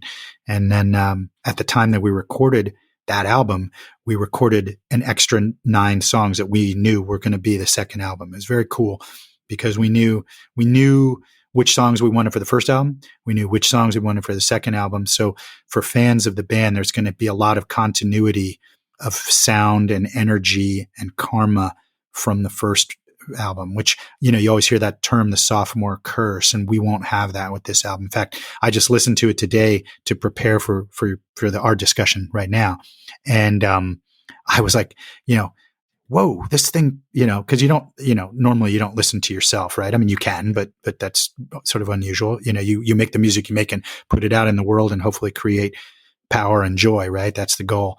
But in this case, I was like, I better, you know, get refreshed, you know, like cause we recorded these now a couple of years ago. Right. So yeah, let me do this. And so listening, I was like, whoa. And I was like, dang, you know, and like, ooh, I love that. Ooh, that harmony. And damn, Tom's playing amazing guitar there. You know, Jim's the best drummer in hardcore, you know, like it was just going on and on. You know, I was like listening to it with fresh ears. Right. And it really is a powerful freaking record, I think. And, you know, all kudos to the guys and to the producers, you know, Carson and Grant, and then, you know, and Matt Holmes, and also Brian McTurnan and, Walter Schreifels, who also contributed to some of the vocal sessions and the overdubs. So, there's a lot of heavy hitters on this record, and I encourage everybody to go check it out, because this band is just the real thing. It's hardcore, you know, 2023 style. So I hope you're gonna love it. Wow. So guest spots from Brian and Walter too. Yeah, not really guest spots as much as they helped track some of my vocals and guitar overdubs and bass overdubs.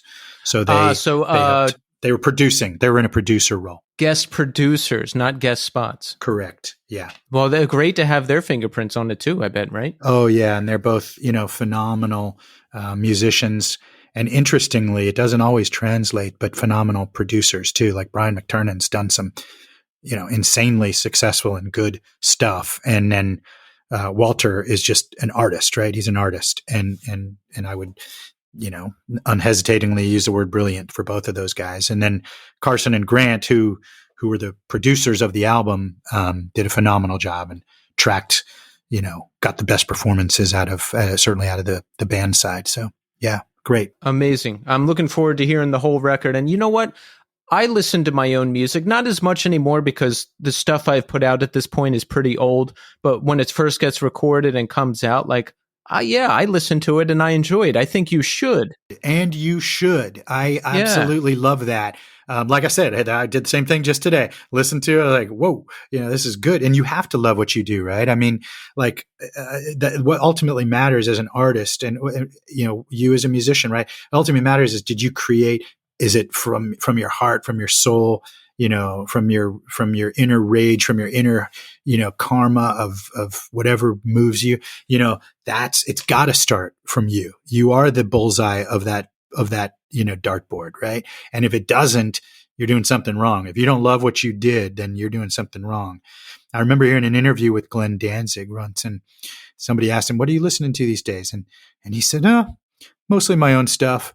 I was like, at the time, young me was like, wow, what a huge ego, right? And then afterwards, I was thinking about it more, and I was like, actually, that's brilliant, because he was, first of all, he's being honest, which is, punk rock is supposed to be about that. And then, but also, he loved what he did, and, think of the boldness of Danzig in Misfits, and then transitioning over to Danzig, to Sam Hain, and then, going into his solo, stuff and Mother and all those kinds of hits. So whoa, that's some bold freaking moves right there. And, more power to him, right? Yeah. When I would hear musicians say that they don't really listen to music or they're listening to themselves, I would always be like, that's dumb. That's egotistical. But I get it now, because you just don't have as much time if you're in it, if it's what you're doing. Like, this podcast is full time. I'm in a band again. I don't have as much time to listen to music, but I get enough. Good. That's great to hear. Yes. So I like the idea that these other songs were recorded at the same time as Turn the Tide too. It's like this cool time capsule that we'll get to hear now. Yeah, I think so. And it really swings. And Turn the Tide I was also really in love with that record. There's a song called The Wreckage, which is a reggae, dark reggae kind of song, because I'm very motivated by reggae. So I kind of, that song was it was actually a struggle to get everybody on board to think about it in new terms and, break free from that, again, break those handcuffs of our self-imposedness. And we did it. And, it came out really nice. What do you do in terms of career, and how do you balance that with the musical life? Because you've never stopped. I mean, Dag Nasty, we know, has gotten back together and done great things. DYS Reunion, Down by Law, has continued through the years. We have the new band now. What do you do? You went to grad school, lots of college. So I'm curious what you do for your career and how you balance that with the lush musical life that you live. Thank you. Yeah, no, I try and, I do writing when I can, and try and, do my best to be creative, through music and kind of writing when I can and just kind of doing life and trying to survive and keep my head above water. And also just kind of mostly really, to me at this point in my career and life, I'm really focused on this idea of positive energy and what you inject into the world. That's my motivating, that's what gets me out of bed in the morning. And it always has been, I'm kind of known as hopefully as a positive person. But I've really, I don't know if you've ever heard of a guy, Keith, a writer and sort of a guru, I guess you could call him, named Eckhart Tolle, Tolle. Yes. So yeah, I don't know if have you had a chance to read any of his works or? No, but I know the name. Yeah. So I encourage you to, he's written, multiple, things. He's fairly prolific, but he wrote a book called The Power of Now. And then the book that I've just finished is called A New Earth. And these books have been fairly transformational for me. They incorporate elements of Hinduism, Christianity, Islam, Judaism, Buddhism, and sort of, I'm going to poorly express it, but just to give you an idea, and I know we're coming up on our time when we have to, wrap up here. But so the idea of the power of now, which was his first huge book, and the successor was A New Earth, which is actually, I connected more with A New Earth actually even. But the idea is that, and I kind of talked about this a little bit, how much of our present are we actually in the moment? And how much of the present are you, me, everybody in that moment? Or how much are we worried about the future or regretting the past and or living in the past? Like, let's just say the guy who says, hey, I was captain of the football team, in high school, and he never kind of lets go of that. That's defining his present almost for, looking back for the whole rest of his life potentially. And, we all have met folks like that. And that's okay. Everybody again has their own path, but how much of the present do we lose by regrets of the past or living in the past, and or fear of the future? And how much do we let that fear of the future or resentments from the past color what we do in the now? And the answer is usually quite a bit. And so the power of now is the idea of becoming present with a capital P and conscious with a capital C. And what does that mean? That means that you are letting go of the ego. And by ego, it doesn't necessarily only mean egomaniac, somebody who thinks they're so great and only talks about themselves or anything like that. But it also means you're letting go of the word I a little bit.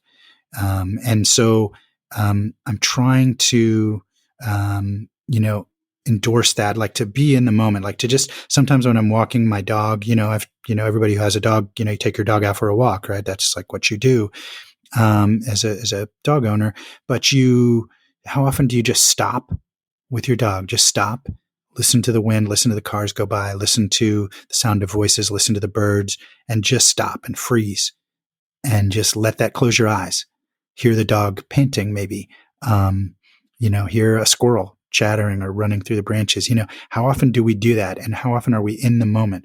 Or like I used to do more, are you on your cell phone while you're walking the dog, thinking about what you're going to do, next week or whatever, and you never did notice that the leaves change colors, and you never did notice that the wind cries Mary, and so, it's this thing where it's kind of revolutionary, but you become, and I use this word with caution, but, enlightened in a way. And I'm not there yet. I would not call myself that. In fact, I think if you do call yourself that, you aren't.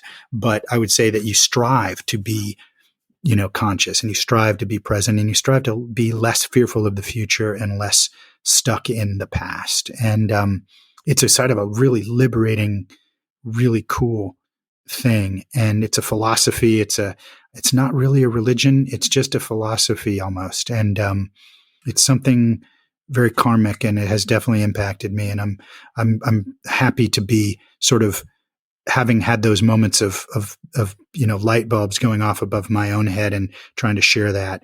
And I kind of feel like that's one of the things now that I am meant to do, is have a conversation like this with you and your audience, and tell them to try and consider to read these books, and sort of even beyond those, to also just really enjoy every day and be aware that universe binds us all together.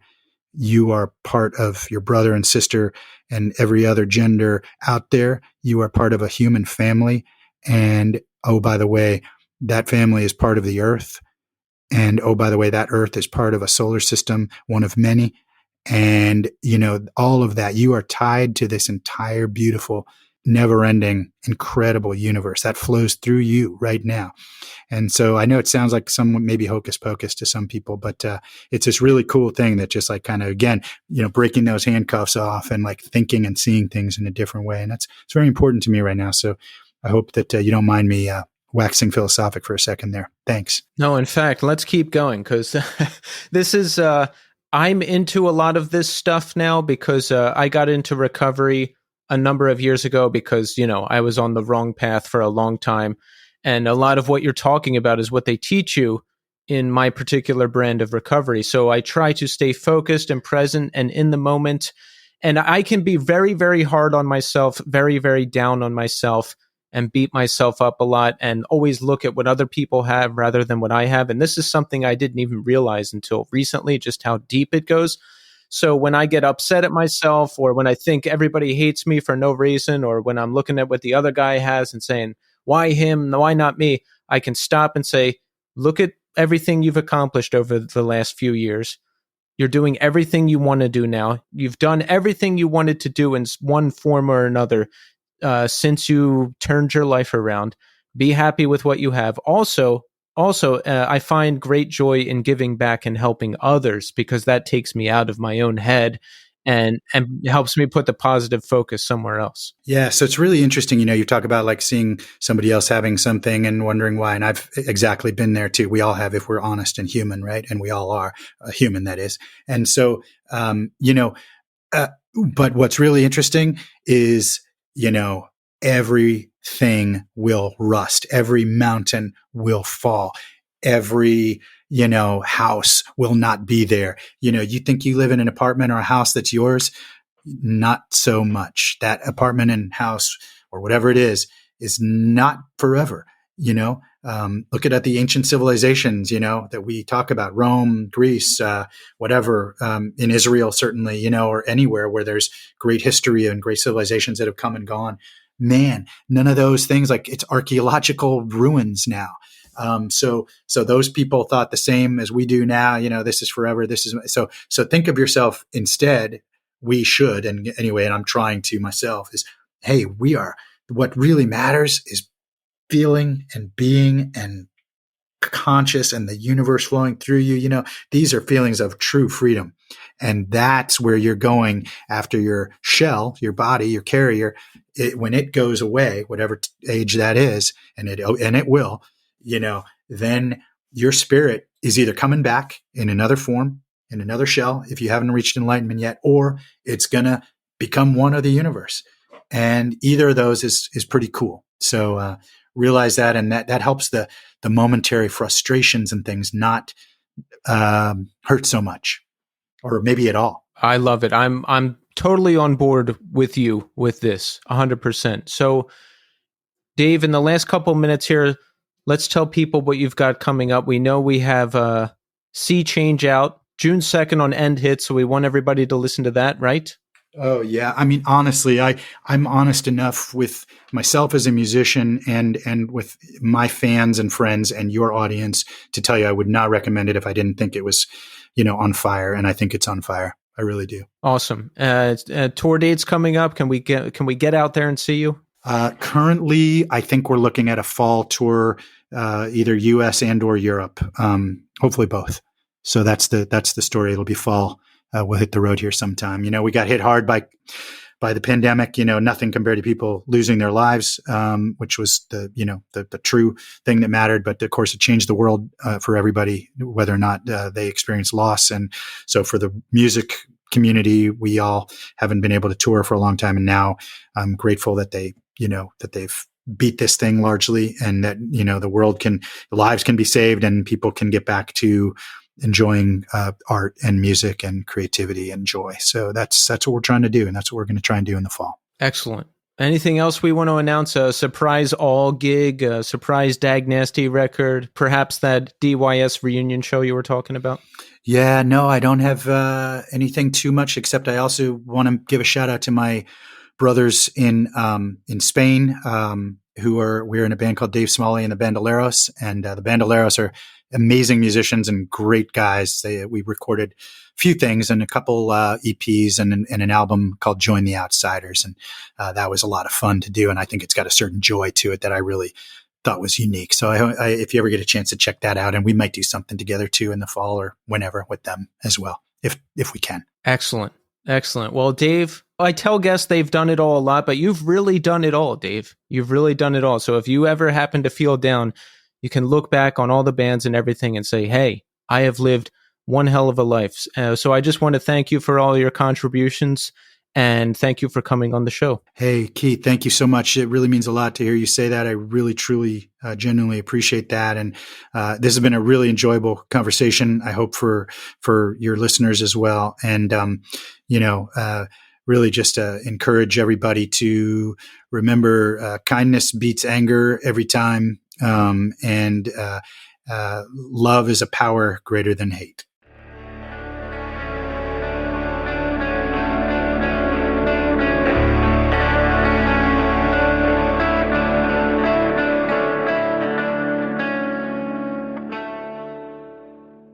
And there you have it. Dave Smalley. Wow. Excellent, excellent conversation. I mean, look at the body of this guy's work. Everything he's done. It was great getting to hear in depth about all of these bands. Those stories about Dag Nasty recording Can I Say and being in the studio with Ian and seeing Minor Threat back in the day. It was just great. And catching up on all the bands I wasn't as familiar with. Down by Law, Don't Sleep, awesome stuff. I mean, in addition to the incredible amount of music Dave has given us, it was just really, really nice to talk to as well. I like his philosophy on life and just the way he looks at things, and can't say enough nice things. Really interesting guy and a fantastic conversation. Yeah, my first experience with Dave's music was Down by Law and with the Punkorama comps. So I think the first one came out in like 94, and we were all skateboarding pretty heavily at the time. And Down by Law had that really cool song. Let me see if I could think of the name here. But it was like the weirdest break in the middle of the record because the song started with like, and it was totally different. It was after The Offspring, Bright Green Globe. And it's just like a total break from what the comp does, because it's just like, okay, this is Epitaph, 90s punk. And then it's got this break, and then it kicks ass, and Dave's voice is just so good.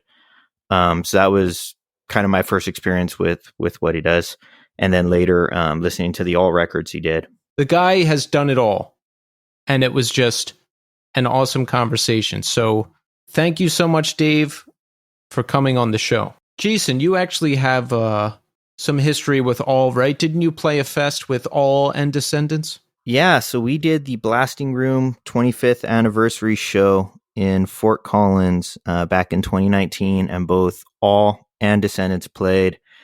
Rise Against, Hagfish, it was us, Armchair Martian, Wilhelm Scream, and it was just freaking surreal, right? Because I remember seeing Descendants first time for Everything Sucks, and I was 14. I don't even know how I got to the show. I think I had to get dropped off by my mom. It's Palladium in Hollywood.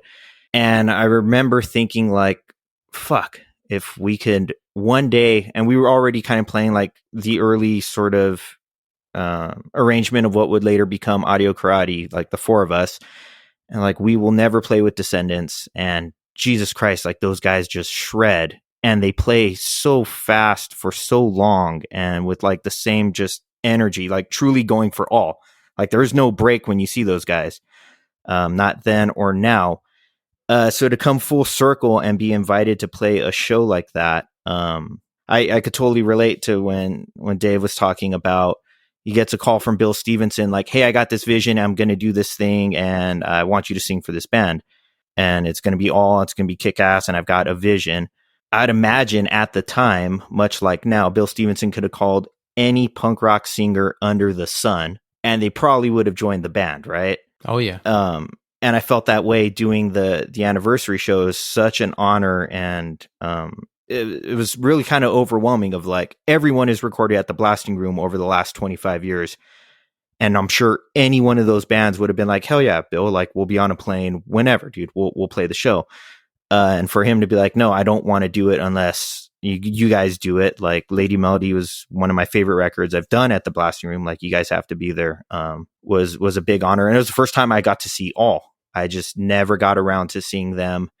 And their records weren't as readily available, like pre-internet, kind of when I was buying punk CDs and records. Like you could get the Epitaph ones, but like the earlier ones and the Cruise ones, and those weren't always around. So now like I get to go back and deep dive them, and they're fucking incredible. They're like not punk records. It's like jazz, kind of just like played by punk guys. I guess it's punk because it's got distortion, but those records are incredible.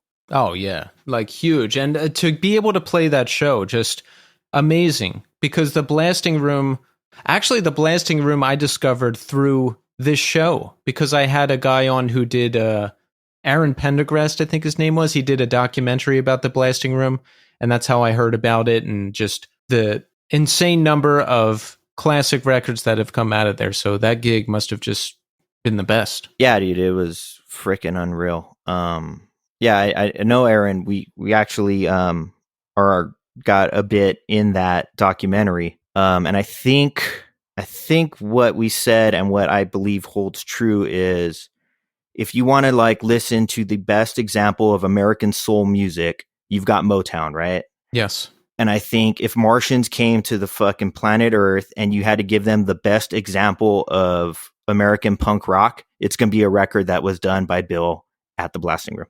I like that. I That's a good comparison. Yeah, like that's the way I see it. But that makes a lifetime in music worth it for me to have been able to do that and to have, you know, guys like Bill and Carl say Lady Melody, which, you know, we did at Blasting Room is like one of the best records they've done. And it's still like they listen to it and it kicks their ass. And like, that's better than selling 1 million records to me, to have people you hold in such a high regard and you value their artwork and they're such phenomenal musicians. To think highly of something you did is really humbling and kind of fucking surreal, right? It's the best feeling. It's the best feeling in the world. I've never sold 1 million records, probably never will, but I have had those moments, Jason, that you're talking about, where you're acknowledged by someone you looked up to, and it's a really, really great feeling. Totally. And now it's fun. We do Descendant shows every couple years. They'll have us on and to shoot the shit with like Carl and be like, why the fuck did we write these songs so challenging? Like, why didn't we just coast a lot more? Because you watch Descendants Are All, and every one of them for the whole song is just at 10. Like, there's no lull for not one of those guys. And that's kind of what we've tried to do with Audio Karate. There's certainly better musicians out there, but I think a lot of people coast. Like, they can play like Eddie Van Halen or something, but then you listen to the record and it sounds like, okay, sounds like Bad Religion or something. Like, okay, it's just kind of, you're not playing at your upper limits, I guess. What you hear on an Audio Karate record, even if you think it sucks, like, that's as good as we can play, dudes. Like, we are playing 10 for 10 at all times, like no lulls. Like, how much sort of energy can we pack into this? And I think that was kind of the philosophy with All, right? Like, just fucking go 10 all the time, no break. Like, every song is 10 at every moment. It's not a bad way to do it. It's just hard as your hands get arthritis and you get back pain and shit. Do you experience some of that now? Yeah, I've got really weird double jointed fingers to begin with. And yeah, it's definitely work. Like, my hands are cramping and it didn't seem that hard 20 years ago. Well, I want to talk some more about Audio Karate, Jason, since we have you here. Now, we talked a little bit about A Show of Hands, which is the new EP that's coming out. That's coming out this year, right? Yeah, so that will be released June 30th, so the end of the week. On when do you earn this? Oh, this is coming out Monday. So yes, tell the people everything. Okay, yeah. So A Show of Hands is our 7-inch EP, and that will be released on the 30th of June on Iodine Recordings. I want to call it Iodine Records, but Casey gets mad at me. He's like, no, dude, it's fucking Iodine Recordings. It's a Boston thing or something. I don't know. And we were super stoked with it. A Show of Hands, first music we've recorded in sort of what I would consider the modern era. Because our last records were sort of like Tupac's recordings, where we just had stuff in the vaults that was all recorded like pre-06. This stuff we recorded in 2021. And it was kind of cool. We did it at New Monkey Studios in North Hollywood, which was previously the personal studio of Elliott Smith. Oh, wow. Yeah. So recording there was, you know, the vibe and sort of the spirit and the feel of things was really fucking cool. I think the moment we were in the mix room and Gabriel started checking his drum levels and everything, we knew like, okay, this is going to be really cool. Like, we should be doing this because we had so much sort of apprehension about even recording new stuff. I know we were talking like every song feels like your last, or, well, this is going to suck, or will people like it? Shit, will we like it? Like, yeah, my sort of the way Audio Karate operates is I bring 100 riffs to Art, and I could just play guitar in front of him till I'm blue in the face. And he has a very good way of telling you he doesn't like something without saying anything. And I know, like, no matter how good I think it is, like, this will never be an Audio Karate song. And then I'll play something where he's like, okay, do that again. And then 3 minutes later, he's got a vocal melody and like we write a song. Oh, wow. Yeah. And that's kind of what happened with a show of hands. Like, I send him riffs all the time. He's like, I remember we were rehearsing for the blasting room show. And I think Gabe's like the archivist, our drummer. He records everything we do, even when we don't want him to. And he happened to do like a shitty cell phone recording of a practice. And I was playing a riff, and we kind of played a couple bars of something, and that became a show of hands. And Art was able to kind of deconstruct it and work around it. And super happy with it. It's mid tempo, but immediately recognizable as Audio Karate. I think that's kind of the measure for me, is if the song was played instrumental and you played it to an Audio Karate fan and kind of gave a like, hey, who do you think this is?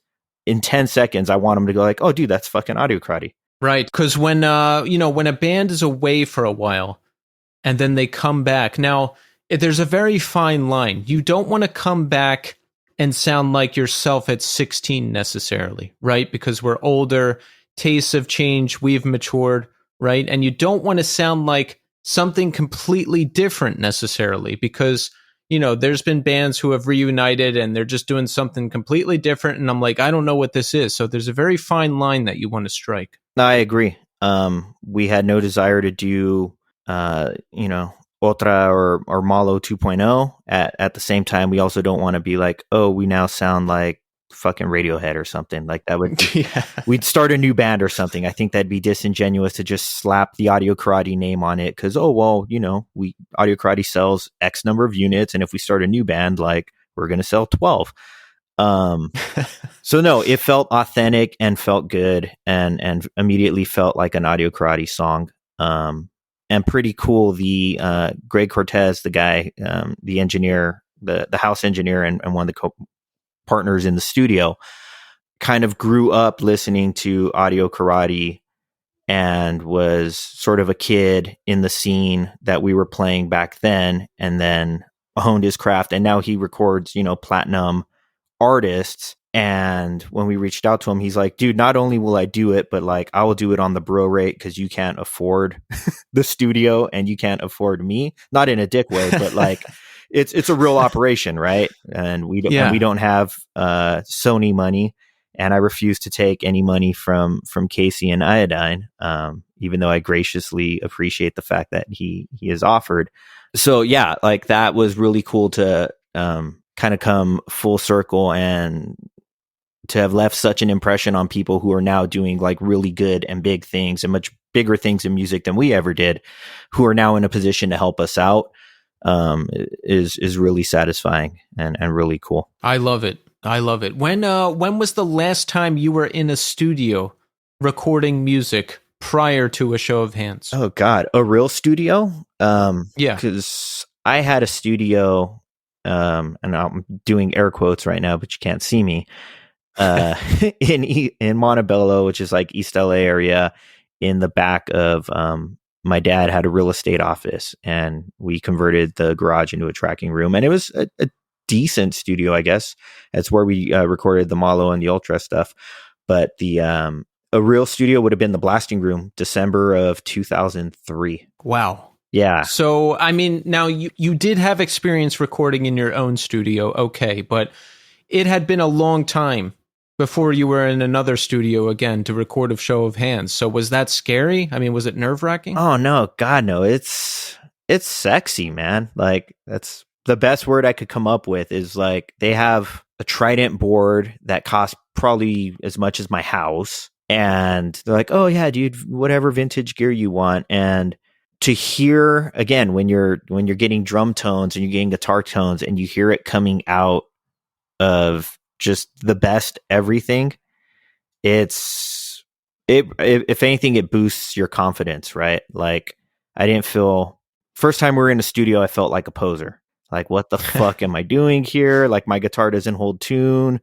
Do I leave my metal zone like pedal at home, or like, oh, you guys got gear? Okay, cool, we'll use that. So coming for a show of hands to the studio, there was, I don't know, there's confidence, right? Like, I'm not a race car driver, but I think I would drive better if you put me in a Ferrari. And I feel like that way when I'm in a professional studio, right? Like, okay, I'm going to play much better right now because it's pro studio and Greg's a fan of the band and he's into the project and this is Elliott Smith's place and we got the ghosts and shit. Like, this is going to happen. I love it. Nothing better than being in a cool studio. I love that mindset because I'm nervous before I do anything. And, you know, it's usually a long time between studio trips for me and bands. So the first day I'm very rigid and then I get used to what I'm doing and I nail it. But no, you're like, hey, we're going to be in a world-class studio with awesome gear. Like, we're going to nail this. This is awesome. I love that mindset. Yeah. And again, like, if I don't get that glare or that like uneasy look from Art, I know I nailed my take. Again, he has a way. He'll never say like, hey, do that again. I think you botched something. He'll just kind of like, and I know that means you can do better. Do it again, dude. I love you, Art. No, that's good that you have that dynamic and that it works, right? Because depending on who I'm in a band with, I won't want to hear anything from anybody. But the fact that you guys have been able to perform together this long and, you know, like, you're bringing him riffs and you can listen to feedback from him and that it works, that's a beautiful thing. Yeah, I recognize that. And I've never played in any other band. Art plays in Sweet and Tender Hooligans with Joe from the Vandals and some other people. It's the world's greatest Smiths and Morrissey cover band.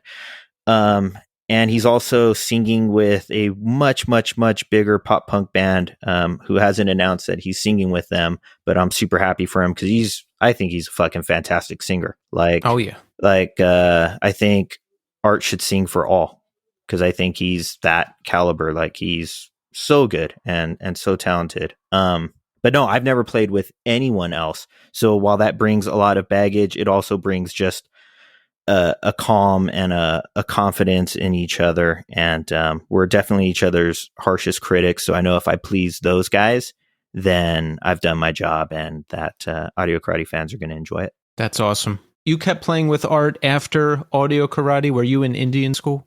No. So I went to do sort of life ventures and the guys were like, hey, well, we still want to do the band. And it became one of those things, kind of like we were discussing. You make a record that sounds like Radiohead. You don't just slap your band's name on it. You start a new band, right?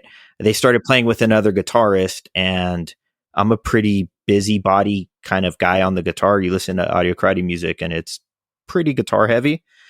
And I think they realized quickly, like, okay, we've got really talented guitar players, but it doesn't sound like Audio Karate without Jason. So it'd be disingenuous to call it that. So no, I didn't. And I got to see Indian School play, and it was really weird because I've always wondered what it would be like to watch us. And it's about as close as I can get to doing that. And the record they did and the EP, those songs are super fantastic. They probably would have been cooler if I would have played on them, but that's kind of neither here nor there. So no, I hope they actually have enough material recorded already for another record. And I think that'll see the light of day. I should probably pitch Casey on that. Be like, hey, you should put out the Indian School record. Cause it's really good. Cause again, like, those guys are super talented and everything they do is good and I'm a fan of.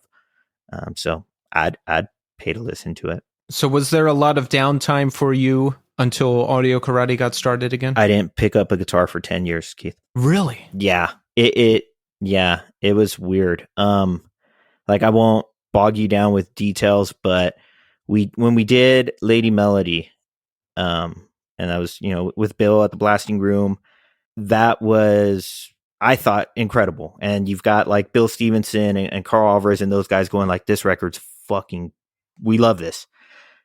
And then it sells significantly less than your first record, and like, it just kind of doesn't do anything. I wasn't bitter, but I was also just kind of like, well, hell, that's the best I think I can do. Like, I don't know that I have anything else. What do I do now? Like, and we started, I'm like, okay, well, I'll start a recording studio. And then we recorded songs that ended up being sort of the records that we released since. But once I wasn't in a position to do audio karate, I just was like, I don't even want to play guitar. Like I don't know how to do that, or have no real desire to even do that unless it's in the context of playing with those guys. It's kind of that kind of emotional of a thing for me.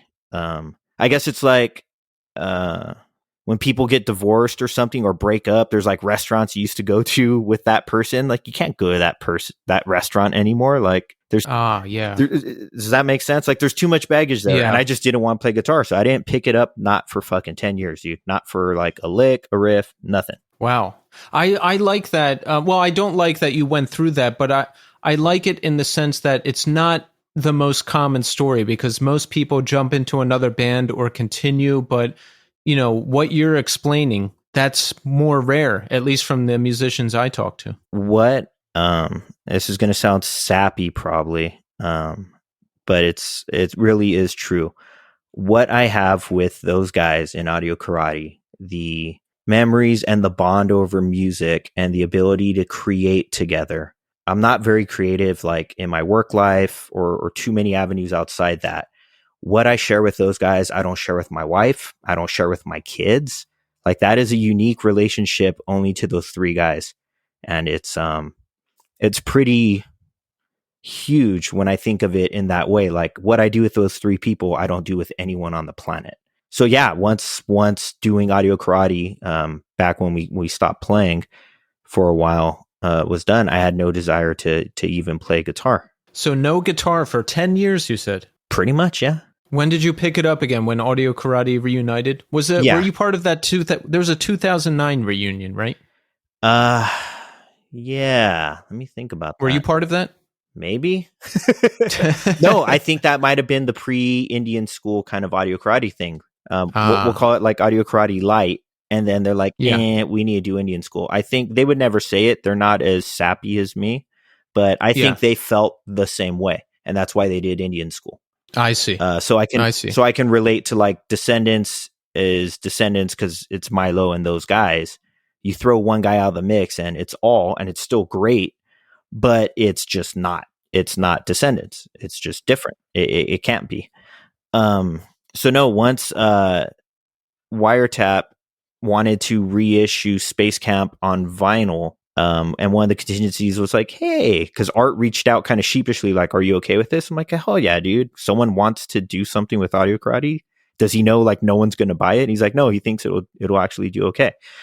And then one of his things was like, hey, do you want to do some shows that might help? And people cared, and it was super cool. And then we did one reunion show in LA, and we reached out to Bill. Hey, we reunited Audio Karate. I know we never got to play together. He's like, oh, dude, Descendants are doing shows. I'll send you a list. Pick whatever dates you guys want to do. Would love to have you on. Awesome. And then that kind of gathered steam. And then it's like, hey, we have these songs that I think we can mix and we can turn into like actual records. I remembered them as being a lot more rough. And then once you kind of push up the faders, you're like, oh shit, these are actual like songs. So we've since had 2 releases, and sort of this iteration of Audio Karate has kind of been doing it now longer than we did our first go around, which is kind of interesting. I mean, the pandemic obviously forced a big buffer in there that bought up some time, but yeah, and we're in a fortunate position now and feel truly blessed that short of some like punk hip hop stuff, like that's a thing, right? Like those guys with the tattooed faces that put out records on Epitaph and stuff. Like, oh yeah, like short of some shit like that, anything we take Casey and Iodine that doesn't suck, he's like, oh fuck yeah, bro, I'll put it out. Like, what do you want to do? LP, EP, like whatever. When did you initially get in touch with Casey? 2018, I think. It was weird. Yeah. It was almost like Tinder, but not. Somehow we commented on like something through social media, like Instagram or something, and then we got to talking, and it's like, oh, well, I'm in a band, and then you listen to it, it's like, oh, well, that's cool. Hey, I actually really like that. Well, I'm thinking of redoing my label, and I'm like, oh, well, where are you at? And we ended up being like a block from each other. in Los Angeles, like as dumb luck would have it. And we met and we hit it off. And he doesn't mind that I make the same bad Boston jokes all the time around him. And I've become kind of his go-to source for all things sort of like Mexican American. And yeah, it's been a really good relationship. I'm very happy with the way they've been treating us. And we've been very fortunate in that Kung Fu Records took care of us 100%. And Wiretap has taken care of us 100%. And now Iodine takes care of us 100%. And there's no sort of obligation of like, hey, can you guys maybe do more of this or less of that? He's like, dude, whatever the fuck you guys want to do, it's cool. I like your music. I like you guys. Like, family, do it. So very, very fortunate. I love it. Yeah. I'm happy to be part of the label as well. And Jason, do you realize we are double label mates now because of the podcast? And I also play bass in the Darling Fire now. Oh, no shit.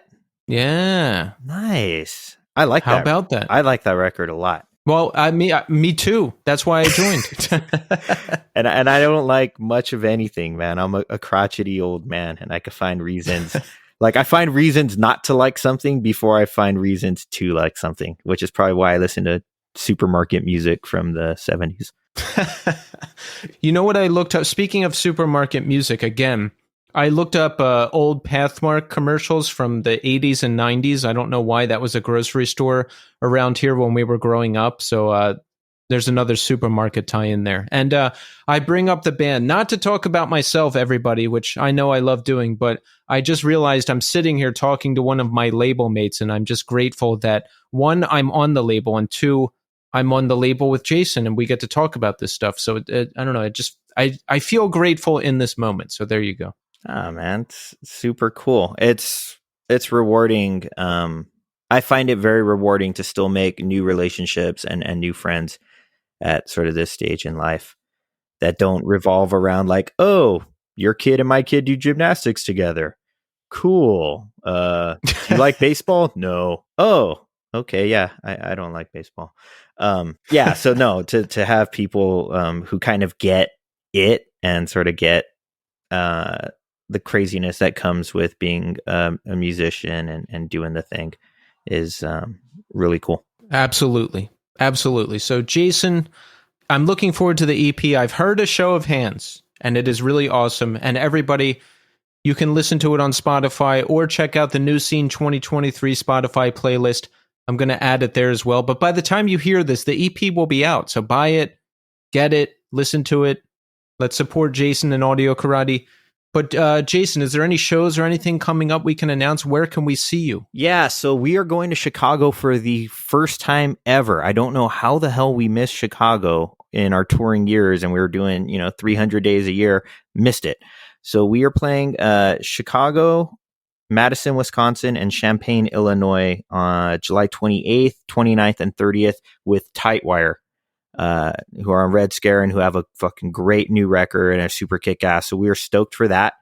So you can see us there.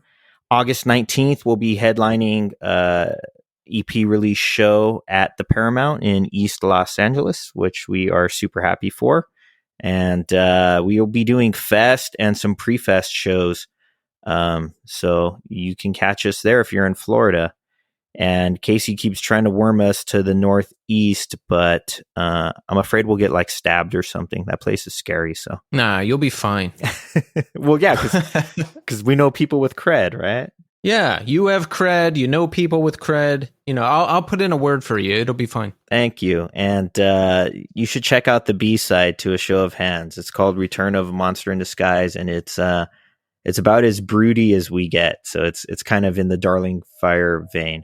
I'm all about broodiness. That's my life, Jason. That's my life. I'm into it. I know, and this is for you, man. You'll dig it. Awesome. Well, Jason, this was great. I'm looking forward to more. I hope you make it to the Northeast. That way I can come see you and we can hang out. But I just want to say thank you so much for coming on the show. Keith, I appreciate the opportunity, and yeah, man, I'm looking forward to the guests you keep having, because you keep having people that I want to listen to. So thank you so much for that.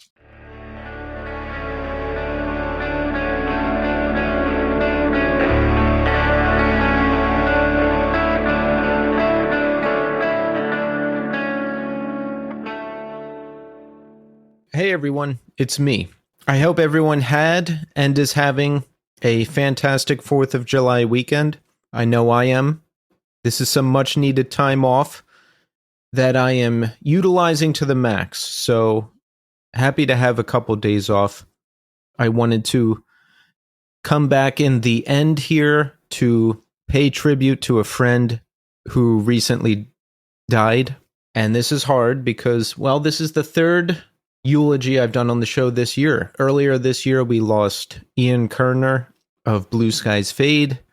And shortly after that, we lost TJ DeBlois, who drummed for A Life Once Lost and Like Lions and so many other bands. And on Thursday, June 22nd, I lost my friend, Terrence Walsh, who lived in Philadelphia and was a musician. And he knew TJ. We all knew each other. They knew each other from recovery.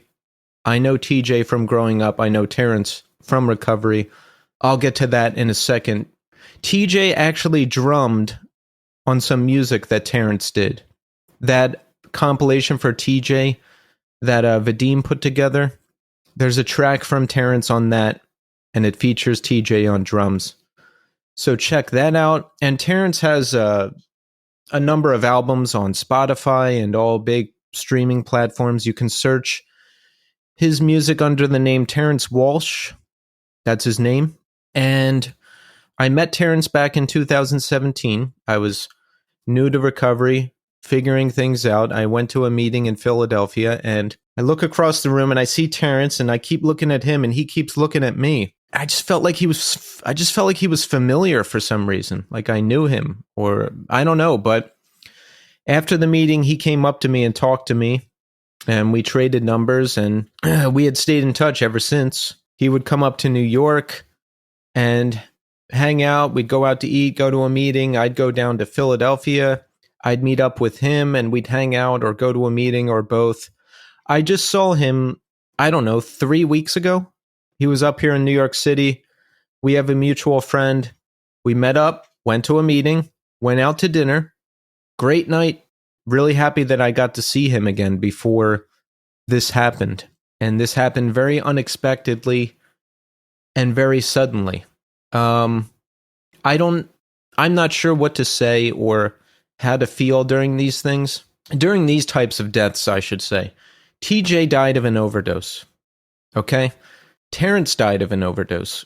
I had TJ back on the show within the first, 10 episodes of the show. It was early on. And this was right when the pandemic was kicking off. And after recording, I was talking to TJ on the line with Tommy, and TJ mentioned that he wasn't in recovery anymore and that he was drinking casually again. And I remember being so scared when he told me that. I was like, he's going to die. That's it. It's over. But 3 years went by, and I didn't have a ton of contact with TJ, but we were still friendly. We were still friends, of course. And if I had seen him, I would have been happy to see him. But I saw him active on social media and working and having girlfriends. And I was like, maybe he's fine. Maybe he eased back into a regular life and is drinking again and is fine. And then word came out that he was dead. And, from what I heard, he started using drugs again. He had tried to go to a meeting again. And hearing that made me happy. But he died. And Terrence was clean for a period of time. I think a couple years. But he used one time and died. And that's just the way it is out there now. Because of fentanyl. And it's in everything. And it's not a cop propaganda. It really is in everything. And it really is dangerous. Because you can use one time and die just like Terrence did. And I don't know. I'm not saying that, it's just hard to quantify this and talk about it. I don't know. I don't want to get up on a pedestal and tell everybody to run into recovery. I'm not going to tell you to get drug testing kits and test your drugs. When I was doing drugs, I wasn't testing them. Okay. I got them and I needed to get them into me as quickly as I could. So I guess what I'll say is this: be safe as safe as you can these days, I guess. And just know that there's help out there if you want it. Nobody could make me get help when I didn't want it. And I can't make you get help if you don't want it. But if you do want help, it's out there. And you just have to reach out. And believe me, I know how hard it is. With how messed up our country is and with how screwed up our medical system is, even if you want help, it can be impossible to get. I remember when I decided that I wanted help, I had no idea what to do. I remember walking around Penn Station on my lunch break, cold calling psychiatrists and them telling me, we're full, we can't help you. We don't take your insurance. I remember going to a doctor and getting a blood test in the middle of my addiction, and they said, everything's fine, everything looks fine. You're just deficient in vitamin D. And then I confessed to the doctor, hey, I'm addicted to drugs. I need help. And he's like, I can't help you with that. So even if you decide that you want help, it's really hard to get help, and it's really hard to find the right help. And it's a lot easier to, buy $10 worth of powder and take that than it is to invest years in building yourself back up and helping yourself mentally and physically and all that. I get it. It's the odds are stacked against us. But I'm going to miss Terrence. I really am. He was a really great person. And I am sad to suffer his loss. So he just released a new EP on May 30th. I will close by reading that post. He says, it's his last post. He says, Say Your Goodbyes EP out next Tuesday, May 30th. And then he gives a description of the tracks here. Paper Moon. The first track was recorded in one take on my father's piano at his house. He was in the hospital at the time, and I wrote this in about a day for him. Track 2, Father's Carpets. The second track includes the first verse I ever wrote in my life. It details a relationship from many moons ago. Omega Ring. Track 3 is an interpretation of a failed relationship. Track 4, Weep by the Sea, a love letter to an old friend. And the final track, Vaquero Song. The final track originally began as a short story I could never finish, so I turned it into a song. It details a returning home of sorts for a funeral. Say Your Goodbyes stands as a eulogy for all things ending, including relationships, identities, and life itself. Hope this short record finds you well and it is able to make you feel something and or allow you to walk away from it with a new or forgotten idea. Ugh, that's rough. So his new EP is available on streaming services under his name, Terrence Walsh. So that's it. Rest in peace, Terrence.